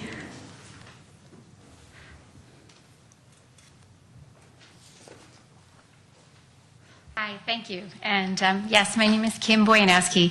My husband and I have lived in San Carlos for about 20 years. We love San Carlos. We call it our home. We call it our home for our businesses. We moved here to a condo 20 years ago. We bought a house 10 years ago. and now I'm a resident of Carmelita and have bought my third house here. The reason I bought my house in Carmelita just recently is because I value the ability to have different diverse neighborhoods of different sizes and different abilities and different styles of uniqueness. And part of the reason we bought in Carmelita was because of the uniqueness of the size of the neighborhood and the lots. And I purposely bought that because we didn't want that lot subdivided. We feel that neighborhood is very unique. And with due respect to the committee that has said that there might not be a cluster, we feel like there is a cluster of space where those homes are larger there, or at least the lots. And when we bought the lot, it was sold to us with the ability to subdivide that. And part of the reason we wanted that lot was because we wanted to continue to have those large lots to be single-family homes. We are in the process of trying to change or redo a home there, and we're very respectful to the neighbors and the neighbors around us. We've included in all of our conversations. But making these lots split so that these homes can be, you can put multiple homes in my new lot, I could put 2 homes on, changes that neighborhood completely. These are homes that we want to be the city of not just good living, but the city of good neighbors. And we want our neighborhood to feel like that and not someone to come in, take a lot that we know we all pay too much money for, divide it up, and leave. And so that they're not going to be a city of good neighbors. We want to be a city of good neighbors, and by doing that, neighbors need to buy homes to live in those homes, not buy lots and flip them for them to be taken to the maximum amount of dollar value you can take out of that. So my opinion is that we should stop and revert to the 2011 rules where those lots should be a minimum of 10,000 square feet and preserve neighborhoods where those neighborhoods have uniqueness that bring people and attract people to San Carlos. Thank you.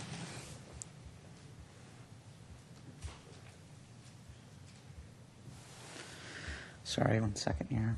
Having a technology problem, which I don't think is my problem. It's you broke it, David. I broke it.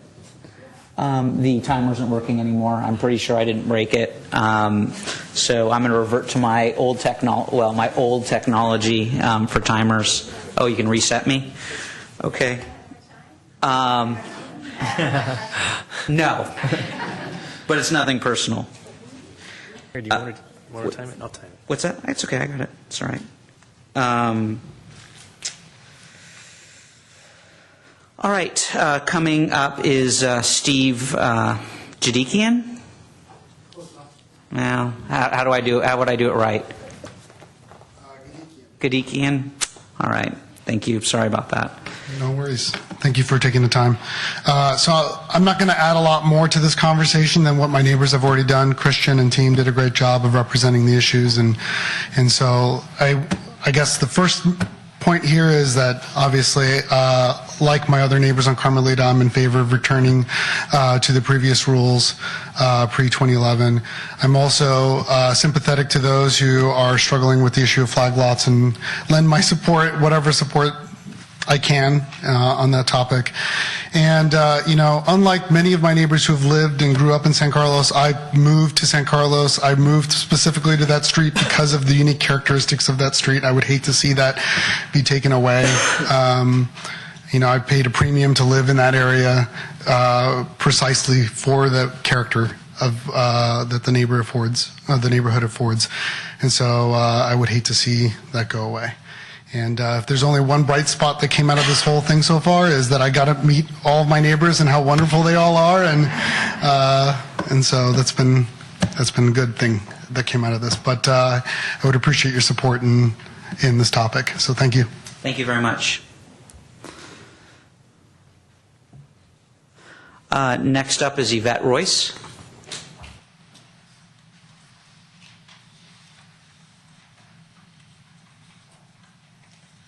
It worked, thank you. The reset worked.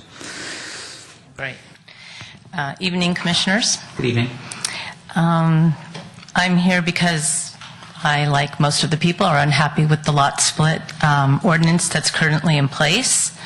But I am happy that you're taking the time to let us speak and to also study this situation. So thank you for that. Splitting lots really does, I think, add numerous negatives to our city, which a lot of them I'm already feeling just due to the increase of people. We've had a recent influx, I would say, of people in cars in San Carlos in the last 5 to 10 years, and I'm already noticed increased congestion. I used to be able to go from Cordilleras and turn right onto San Carlos Avenue, no problem. Now I get there in the mornings, I wait a good 5 minutes. There's cars backed up, and obviously that's just one of many, many areas in the city that are much more congested. And so I was wondering, what is the drive here as to why we need to split these lots? And I was curious about that housing element. I never knew something like that existed, but it sounds like we are being asked as a city to have 183 new market rate units available by 2023. And then I hear that we currently have 455 units already approved or under construction. So, if that isn't the case, why are we rushing to split these lots? I mean, I really just don't have an answer to that other than money for the developers. And I was wondering about this housing element, but that doesn't seem to be the case. So there are way more negative elements, I think, affect here that are being affected, as have been mentioned by many of the people.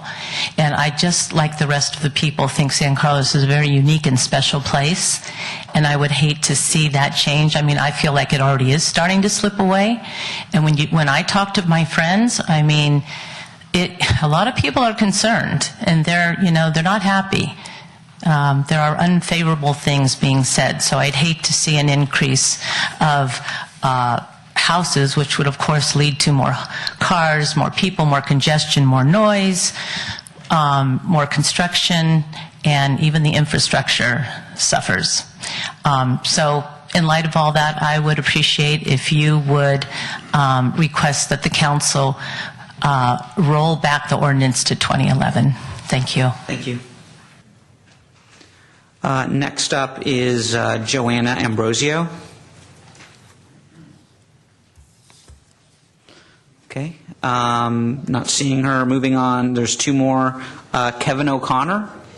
Oh, I'm so sorry. I didn't mean to rush you. You thought she was a part of the crew leaving? Yeah. Yes, there seemed like a bunch of folks were leaving, and I thought you were part of them. I apologize. Good evening, Commissioners, and thank you also for taking on this important issue.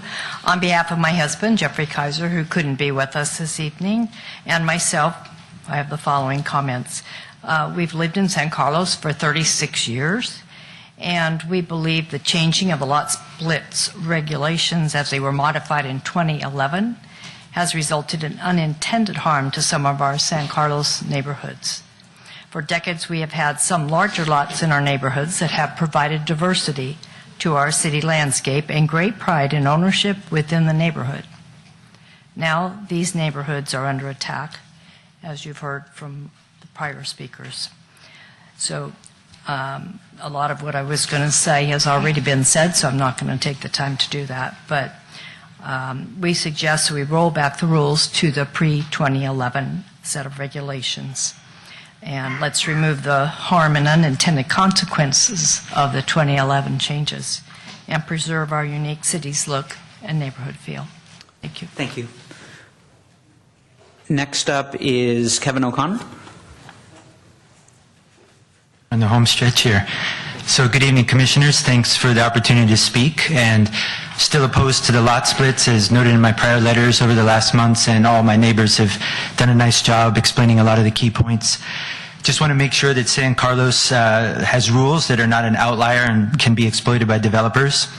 I want to reiterate that my neighbors on White Oak remain universally opposed. We know that ship has sailed and that's happening, but not only opposed, but talking to my neighbors, they're actually saddened by the lot split. That's really the only term I could say from 2115.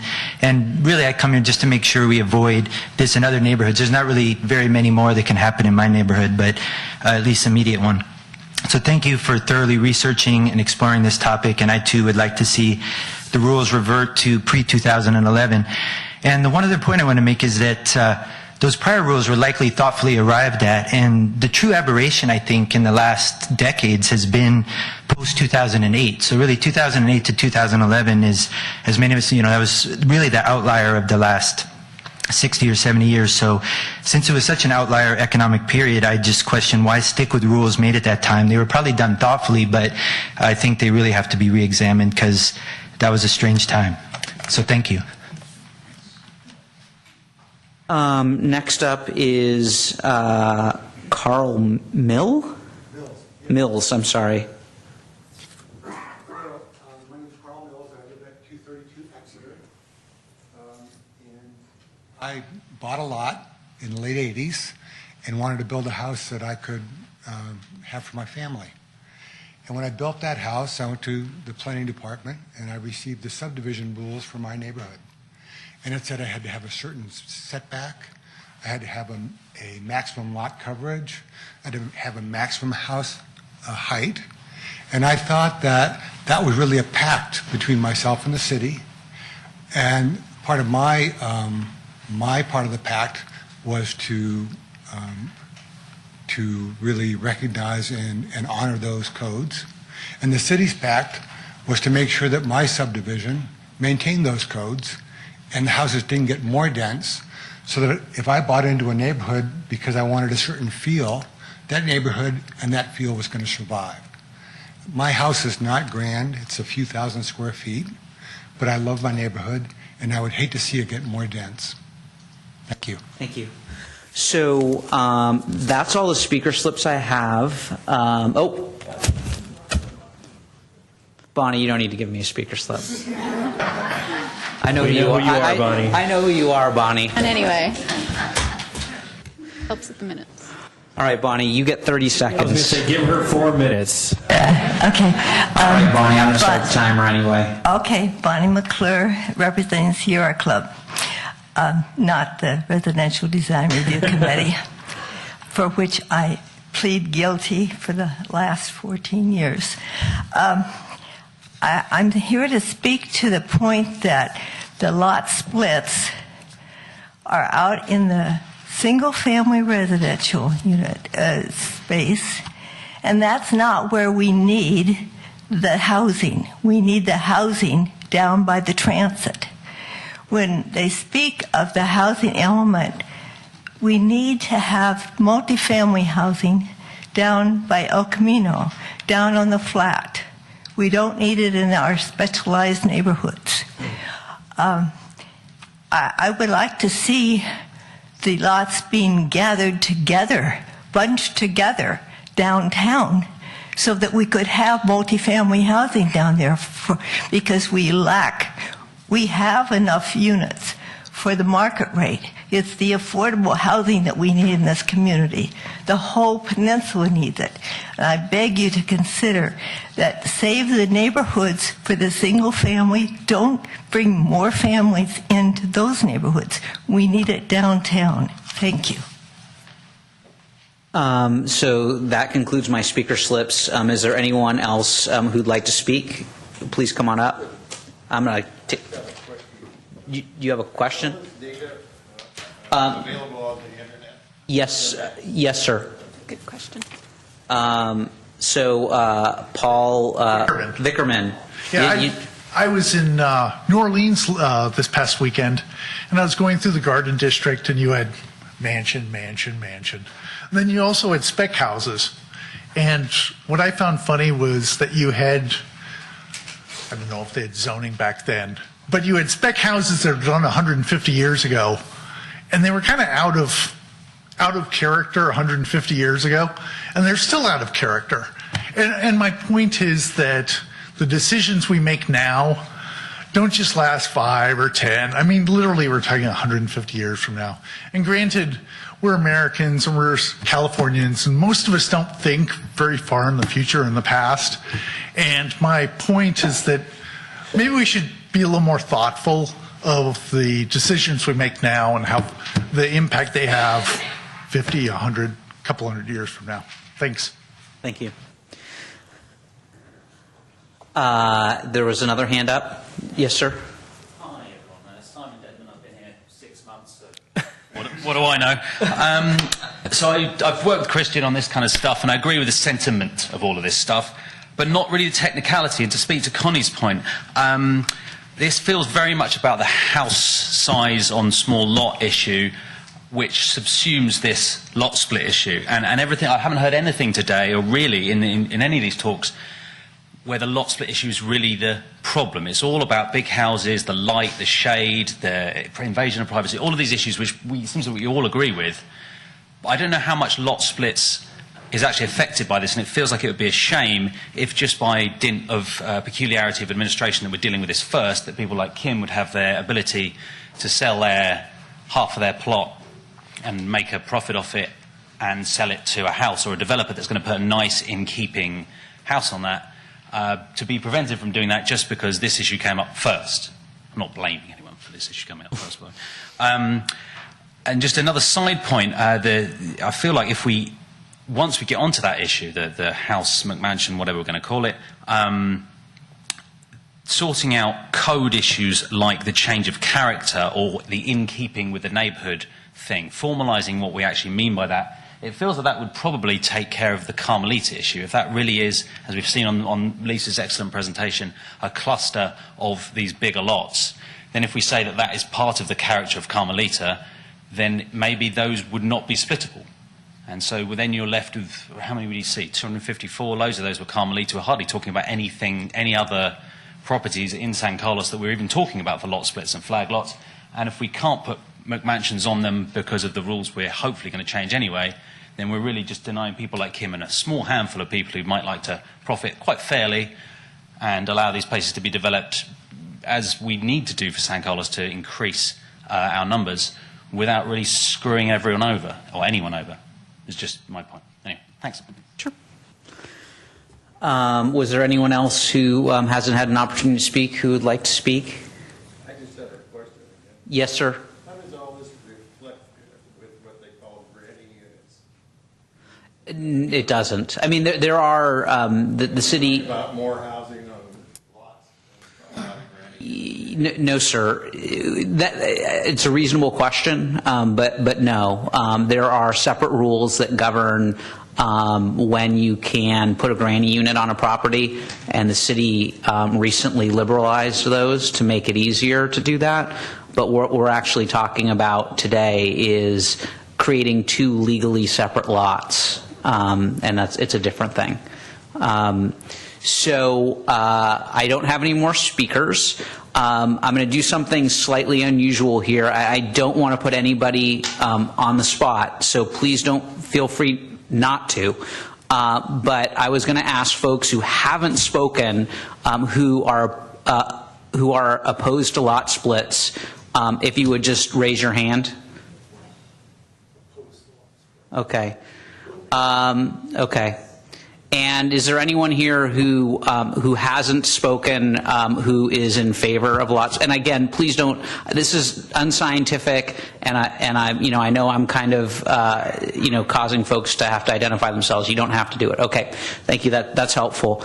Okay, so moving on to the next item, which I think is questions from the commission.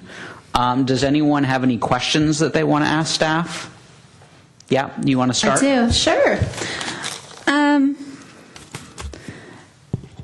Just a question. One of the questions I had at the meeting in June was actually how many pre-existing 40-foot square lots we had, or at least had prior to 2011. And the reason that I mention that is that if you look in the original presentation, it said that we had made 40 feet the width because it conformed with pre-existing lot widths. And I even though you said how many could be divided, I don't really see how many actually exist. So is that something we can get for me by the next? Certainly, and we anticipated there would be a request for additional queries using our GIS consultant. So if the commission would like to see a map of all RS6 lots that have a lot width, I guess that would be equal to I mean, not greater than, but equal to or less than 40. Probably not too much less than, but we can certainly run that for the commission. Yeah. Thank you. And then next, I wanted to ask staff a question. I don't know if you've had time to look at the numbers that Christian showed today, but I do know that those numbers are consistent with what Christian showed in June. And my question is that those numbers and those comparable charts to our other surrounding communities, do you agree that those are accurate, or do you have any challenges with those numbers and their assertions and how they're interpreted in those tables? Well, staff hasn't done a complete evaluation we haven't started a comparison. I mean, we will certainly work with Christian. I'd be happy to, meet with him personally. I believe you had some assistance by an architect friend of yours. We can talk about that offline, certainly. But to answer your question, no, we haven't gone through a thorough analysis to confirm those numbers. I just want to make sure that when we are making recommendation about policy, that again is going to be hopefully long-lasting, that we're all talking about the same correct set of numbers. Absolutely. Okay. And then my next question, if I can read my own not good writing, is so under the 2011 regulations, which we are now back under because of the emergency moratorium, the minimum lot size is still 5,000 square feet, right? It's just that the subdivision minimum size is 10,000. That is correct. Okay. That is correct. And I just wanted to clarify that because, again, if we're making policy recommendations moving forward and if we're comparing ourselves to communities that are nearby that have minimum lots of, say, 6,500 or so on and so forth, I think we need to be looking at different numbers than we've even discussed at this meeting today. So I guess, are we going to add or recommend that there be a different minimum size, or does staying under the 2011 policy then put us in that weird discontent that made that footnote necessary to begin with? When staff brings forward the discussion on development standards under Title 18 zoning ordinance, often referred to as the manner in which we're going to address the house size concern, we can certainly take a look at that because that is part of the development standards associated with the RS Single Family Zoning District. But you are correct that one of the reasons that we did make that change in 2011 was to make them consistent and in line with each other because there had been the minimum lot size standard of 5,000 square feet prior to the zoning ordinance being comprehensively updated. It was always a minimum of 5,000. But the difference was that when there was a subdivision application, the minimum size was different. So in 2011, we wanted to make those more in alignment with each other. Right. Which then now would essentially make our de facto minimum lot size, I guess, just for subdivisions, it would be 10,000, but we're still in a weird discrepancy under the moratorium. Am I understanding that correctly? The 5,000 square foot lots or any size lot within the city would still be legal but non-conforming to the minimum lot size. If there were land was all merged back together and then re-subdivided, it would need to fall within the subdivision regulations. You're reading my mind. Thank you. Okay, those are my questions. I have some comments as we move forward, and I can wait on those if you want, but particularly around flag lots. Go for it. Okay, so I have to say I'm actually surprised to see that we have 41 flag lots in San Carlos. That actually really surprised me. And I guess... I know we have at least 42 because there's one that's not on that list. Oh, okay. Well, then, all right. 42 it is. I take David's word as absolute. Ineffable.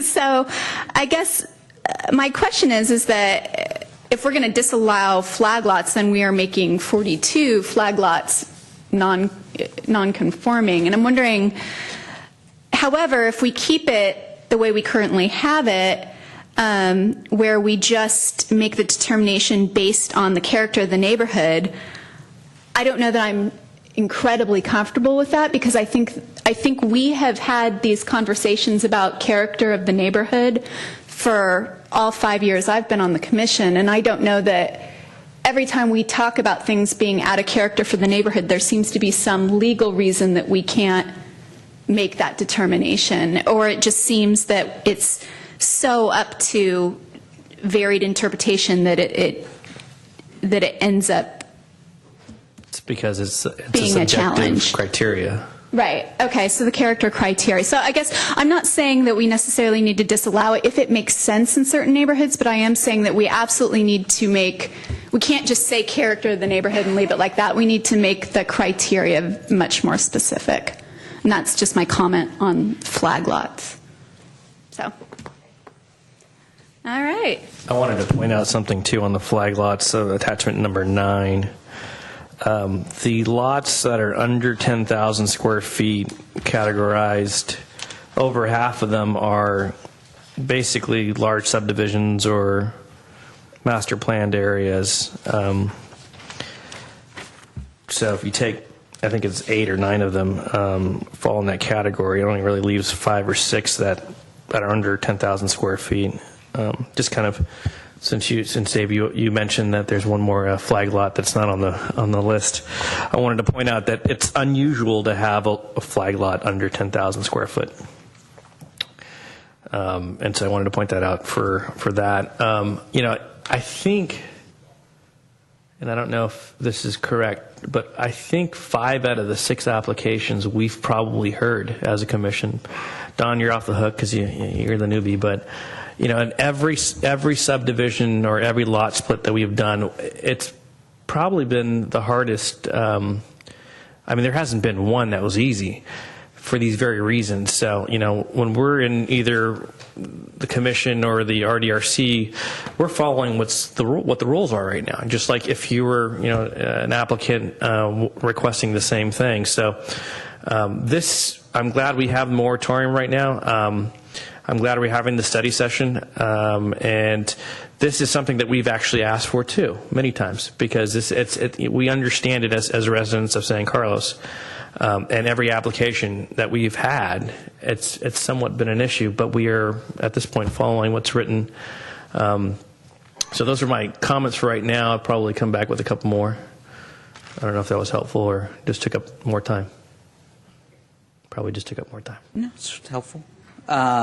So looking at the presentation, because one of the residents of Carmelita basically indicated that they didn't want any of their lots on Carmelita subdivided regardless of the size.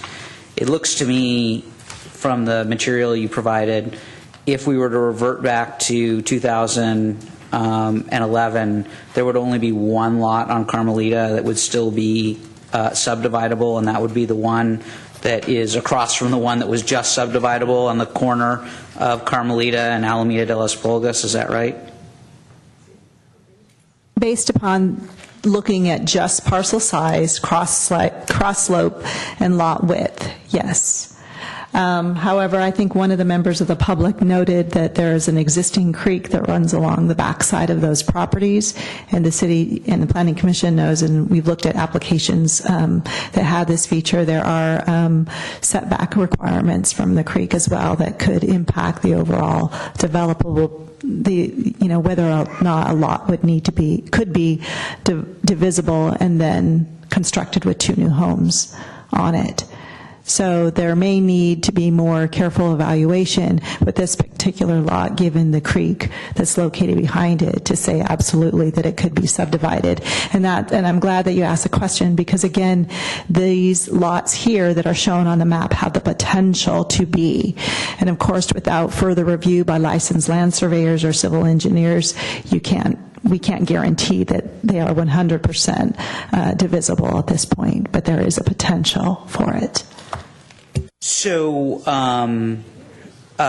with the permit. Excuse me, can I ask a question on that point? So when you look at lot size, and you're talking about that one lot being potentially subdivisible, but the creek setback of 25 feet, taking part of that away as buildable, it's still part of the calculation for divisible, correct? it does not mean it's buildable. So when you're looking at 10,000 square feet, that's still part of that number.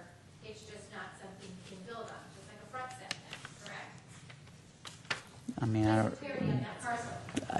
it sounds right. You can answer. Yeah. So it's part of the calculation for not part of the buildable space, correct? That is correct. So does staff want to comment at all? I mean, the comment about dividing up, the issue of subdivision and housing standards. Does staff want to comment on why they think it's better to take those separately?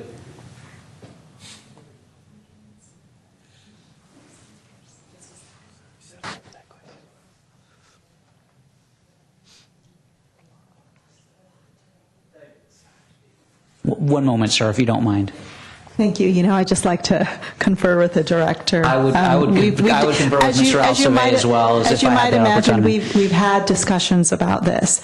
So to answer your question, from a practical standpoint, there are two reasons. The first is that there is an urgency ordinance in place with an expiration date of May of next year. And some of the comments that we heard from the council when they put this moratorium in place is there didn't seem to be support for extending it yet. I think the city attorney can correct me if I'm wrong, but I think there is one more possibility to extend that moratorium for another certain period of time. And the council wasn't interested in that. They prefer that we have these discussions and move forward with a recommendation. So we want to make sure that we allow enough time to be able to meet that deadline, if you will. The other practical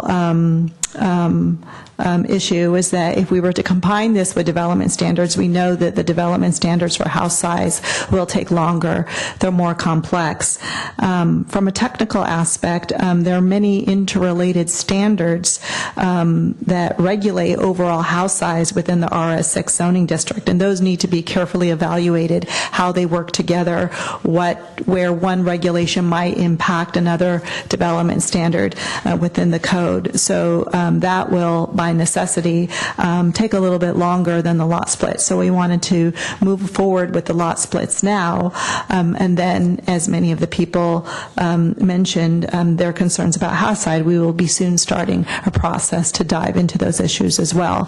So there will be a little bit of overlap while we discuss lot splits, and at the point in which we're going to get started on discussing house size. But we believe that house size can be tied to overall lot size, working with the development standards in place. There's nothing to prevent us from addressing house size within the context of a lot size within the zoning ordinance itself. So that's another reason why we decided to separate them out. Okay. Did you want to come back up, sir? I prefer that you don't, only because then everybody starts speaking from there, and I lose what limited control I have. Fair enough. So just briefly then, is there any scope for the Commission to handle the house size thing before the lot splits by punting the this lot splits issue into long grass or extending it? I know you said there was no appetite to do that, but it certainly seems like from the talks you guys were just having, the ability to work out how to work out the flag lots with the in keeping with the neighbourhood problem you guys have mentioned before, and Bonnie's said as well that you've had your hands tied by that a little bit because it is subjective, but it feels like that's one of the core issues that's going to be dealt with the house on lot size issue. Well, so if that's tackled, I kind of suspect that the lot of the problem, the lot splits issue, will be gone by the time we get around to lot splits. Yes, sir. And you know what? I think that you might be wrong. With due respect, and I'll tell you why. And I'll tell you why. There's two issues, and I think that you're seeing them. One is, of course, large houses on small lots. But folks like Mr. DiMattei, and I don't know if he's still here. It looks like he may have left. His concern is that just by having two houses, unless you made them so small that they really weren't economical for the developers, he's going to lose the space that he had. The folks on Carmelita, they believe that the character of their neighborhood requires that additional space between houses. And regardless of whether you allow a 3,000 square foot house or a 2,000 square foot house, 29 feet versus 27 feet, when you only have a 10-foot setback, that's very different than when you have a 40-foot setback. Absolutely and agree. so that's, and I'm not, this is not the day for a decision, and I'm trying to keep an open mind, even though I asked for this. I'm not the only one, but I asked for this. But there is, I don't know that at least for some people, it would be settled simply by changing the housing standards. No, I'm sure you're absolutely right. And what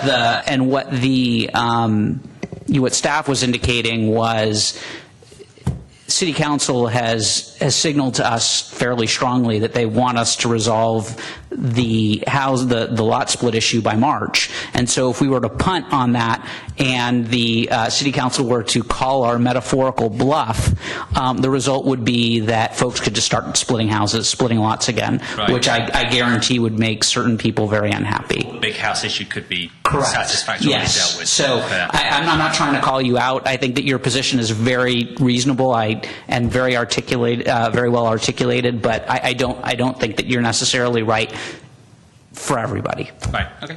Fair enough. Okay. One more thing, though, too, just make sure that on a street like ours, I agree. Do you want to come on up? Yeah, so one more thing, just because we're such a small, minute little street, we're not Carmelita and things like that, but we have some very large properties on our particular part of Greenwood, and they're unique in the sense that they're very small frontages and they're very deep and wide in the back. And so the only way to access to the back is through a flag lot. You couldn't subdivide the front, so of course it would make it an irregular lot. But they're coming on the market, they will be on the market, I guarantee you, in the next 10 to 15 years, and they're going to become, they're large lots. And if you block them from that, I mean, they have large homes on them right now, but it is going to come up. Yeah. So looking at the. So I just say, take it case by case. Make sure that you're looking not just at Carmelita, look across the board at those people that are impacted by it. Sure. And I want to respond to that, and you can sit down or stand, depending upon what is your preference. I'd note, based on my understanding of San Carlos, which is not as good as some of the folks who've been living here longer, and looking at this diagram, it looks like if we were to roll back to the 2011 standards, there are no houses on Greenwood that could be subdivided, because, I'm looking at where Greenwood would be, which is just immediately south of Britain. There's no yellow there. So if we were to roll back to 2011, none of the lots would be large enough on Greenwood to be subdivided anymore. But I think what you're saying is if we were to not roll back, we would still need to allow flag lots in order to allow those houses on Greenwood to be subdivided.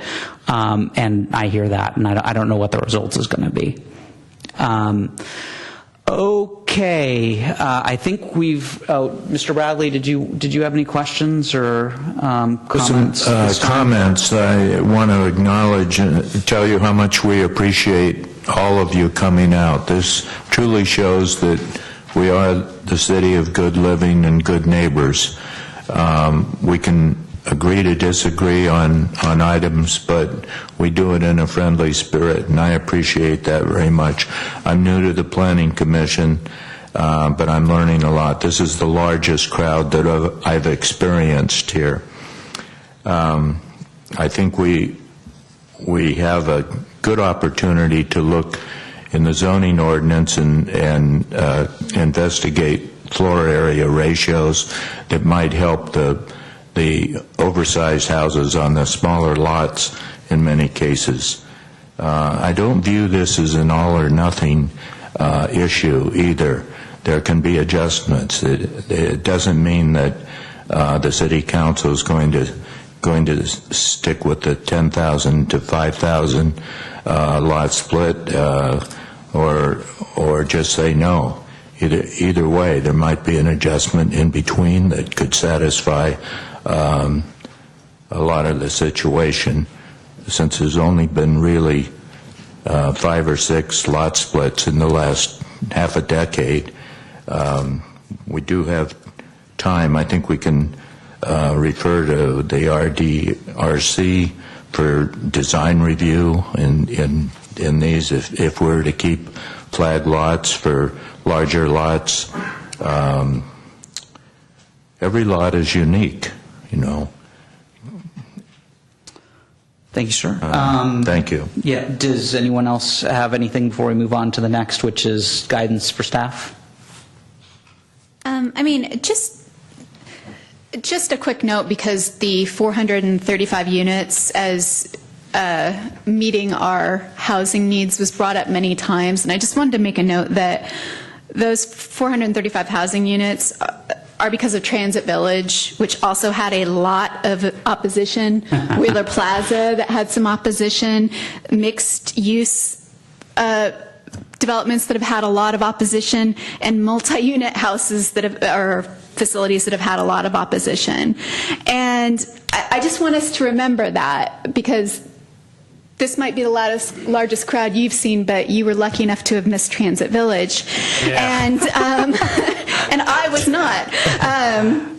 And just remember that when we say no to certain types of houses, we are shifting a burden to another neighborhood and other residents who will then feel put upon.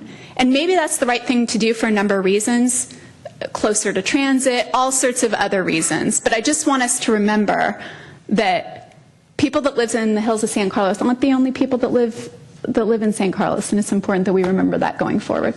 That's it. Yeah, none of those projects were easy. Nope. None of those 435 units were easy. And they're not even built yet. They were all really, really fought for.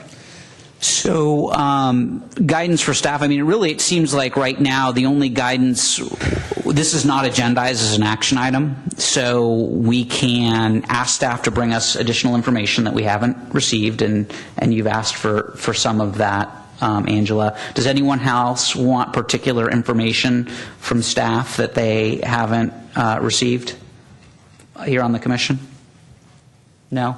Was there anyone out in the public who, and I'm not saying you're going to get it, but is there anyone out there in the public who wants some additional information that they believe will help us make a decision? Yes, sir, if you don't mind standing. For the area that's zoned already, where it should be upzoned to multifamily, you know, that area is San Carlos Avenue, kind of Arroyo, Cedar to El Camino. For what hasn't been approved or built yet, how many more units can be added in that area? That's a good question. That's a very good question. That's a great question. If staff can reasonably give us an estimate, that would be very nice. And maybe give us an idea as to what pending applications or something coming down the pike on those as well. We can certainly bring back information in terms of what's been submitted or pre-applications that we've received. But just to clarify, Ron, can you describe to me the area that you're looking at? You mentioned San Carlos Avenue. I can't describe the color that you're touching. Well,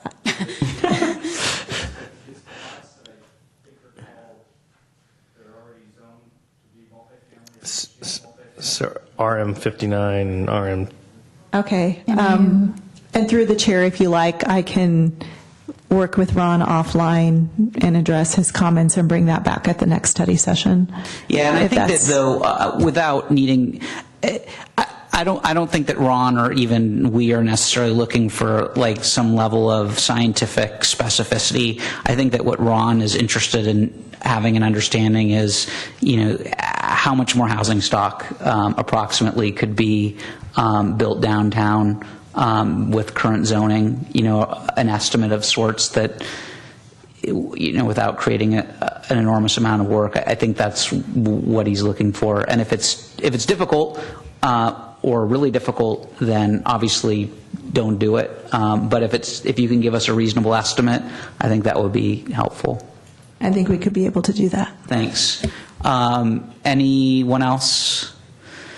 Okay, so we've got the information, or we will have the information that we need. So I think that really the only other remaining decision is whether we have one more study session before we make the recommendation to the council, which is how it's currently scheduled, or whether we simply make the recommendation at the next meeting.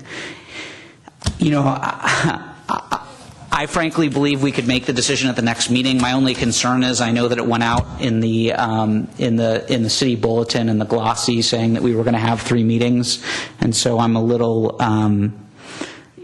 I would hate to cut out one of those meetings and then have folks say, well, I thought I had till the 3rd meeting, and I was going to wait and I was going to make a really insightful comment that was going to change the course of history, so I think as much as I think it might be overkill,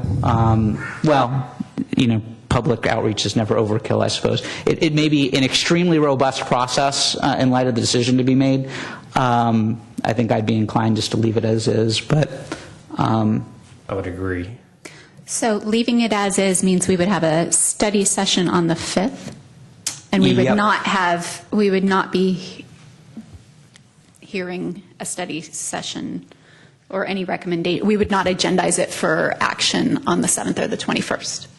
I'm confused now. What went out on there was something that went out from the county manager, I think. It was on the thing. The update, the city update. The city update. Does anyone have that?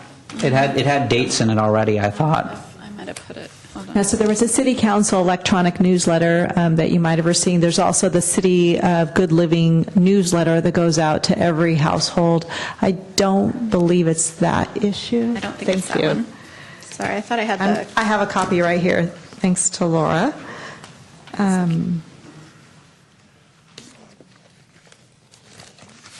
I'd be happy to be wrong.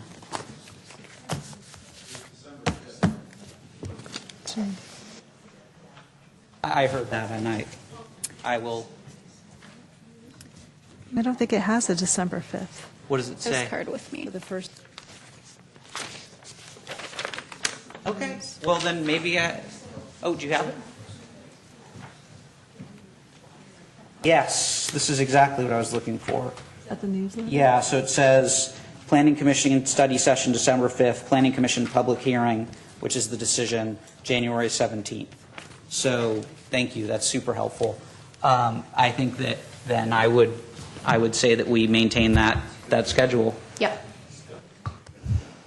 I mean, I agree. I don't think we necessarily are struggling for more information, but I think it's important that we stick with the schedule that was sent out.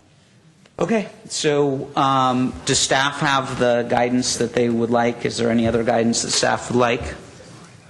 So we're going to come back for another study session on December 5th, and then we're going to make a recommendation on the City Council on January... What was that date? 17th, is that? 17th. Okay. All right. So, folks who are here, what this means to translate is December 5th, we're going to have a meeting just like this.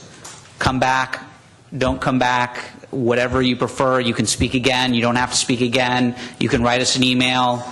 We read everything. And then on January 17th, we're going to make a recommendation to the City Council on lot splits. Then the next thing we're going to almost immediately start doing is looking at housing sizes, and that'll be next. And again, I mean, I know these meetings are long, and everybody has a life. We really do listen to you, and it matters. I mean, it really does matter, because we are we're not elected officials. The City Council is, but we are supposed to be responsive to our community. That's what we're trying to do. Try and make decisions that are both responsive and, in our opinion, in the best interests of the community. Usually, those things are the same. Not always, but usually they are.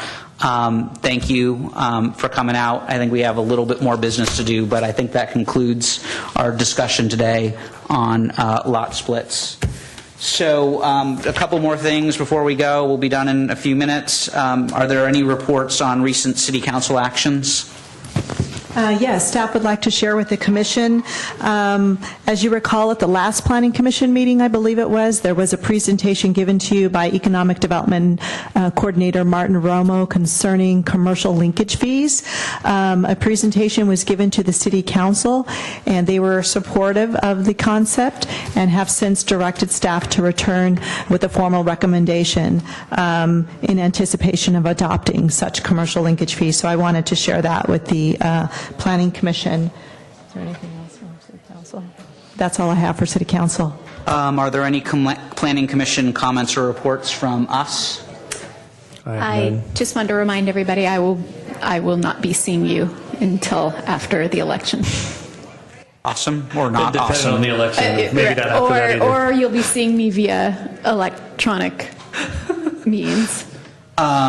Is there any correspondence that wasn't related to lot splits, and recognizing that correspondence is already part of the record? That is correct. I believe the commission received 8 emails on the dais tonight, and staff will continue to collect those and provide and forward those to the commission throughout the life of this project. And are there any planning staff comments, reports, and/or updates of current projects?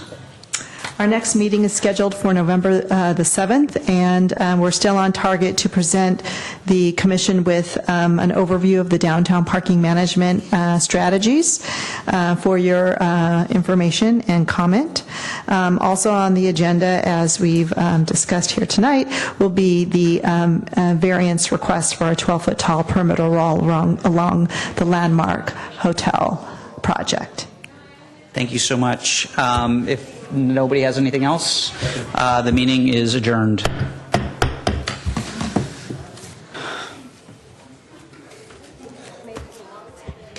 You know, I don't think it is actually. This is an assisted listening device. There was a gentleman I think who had.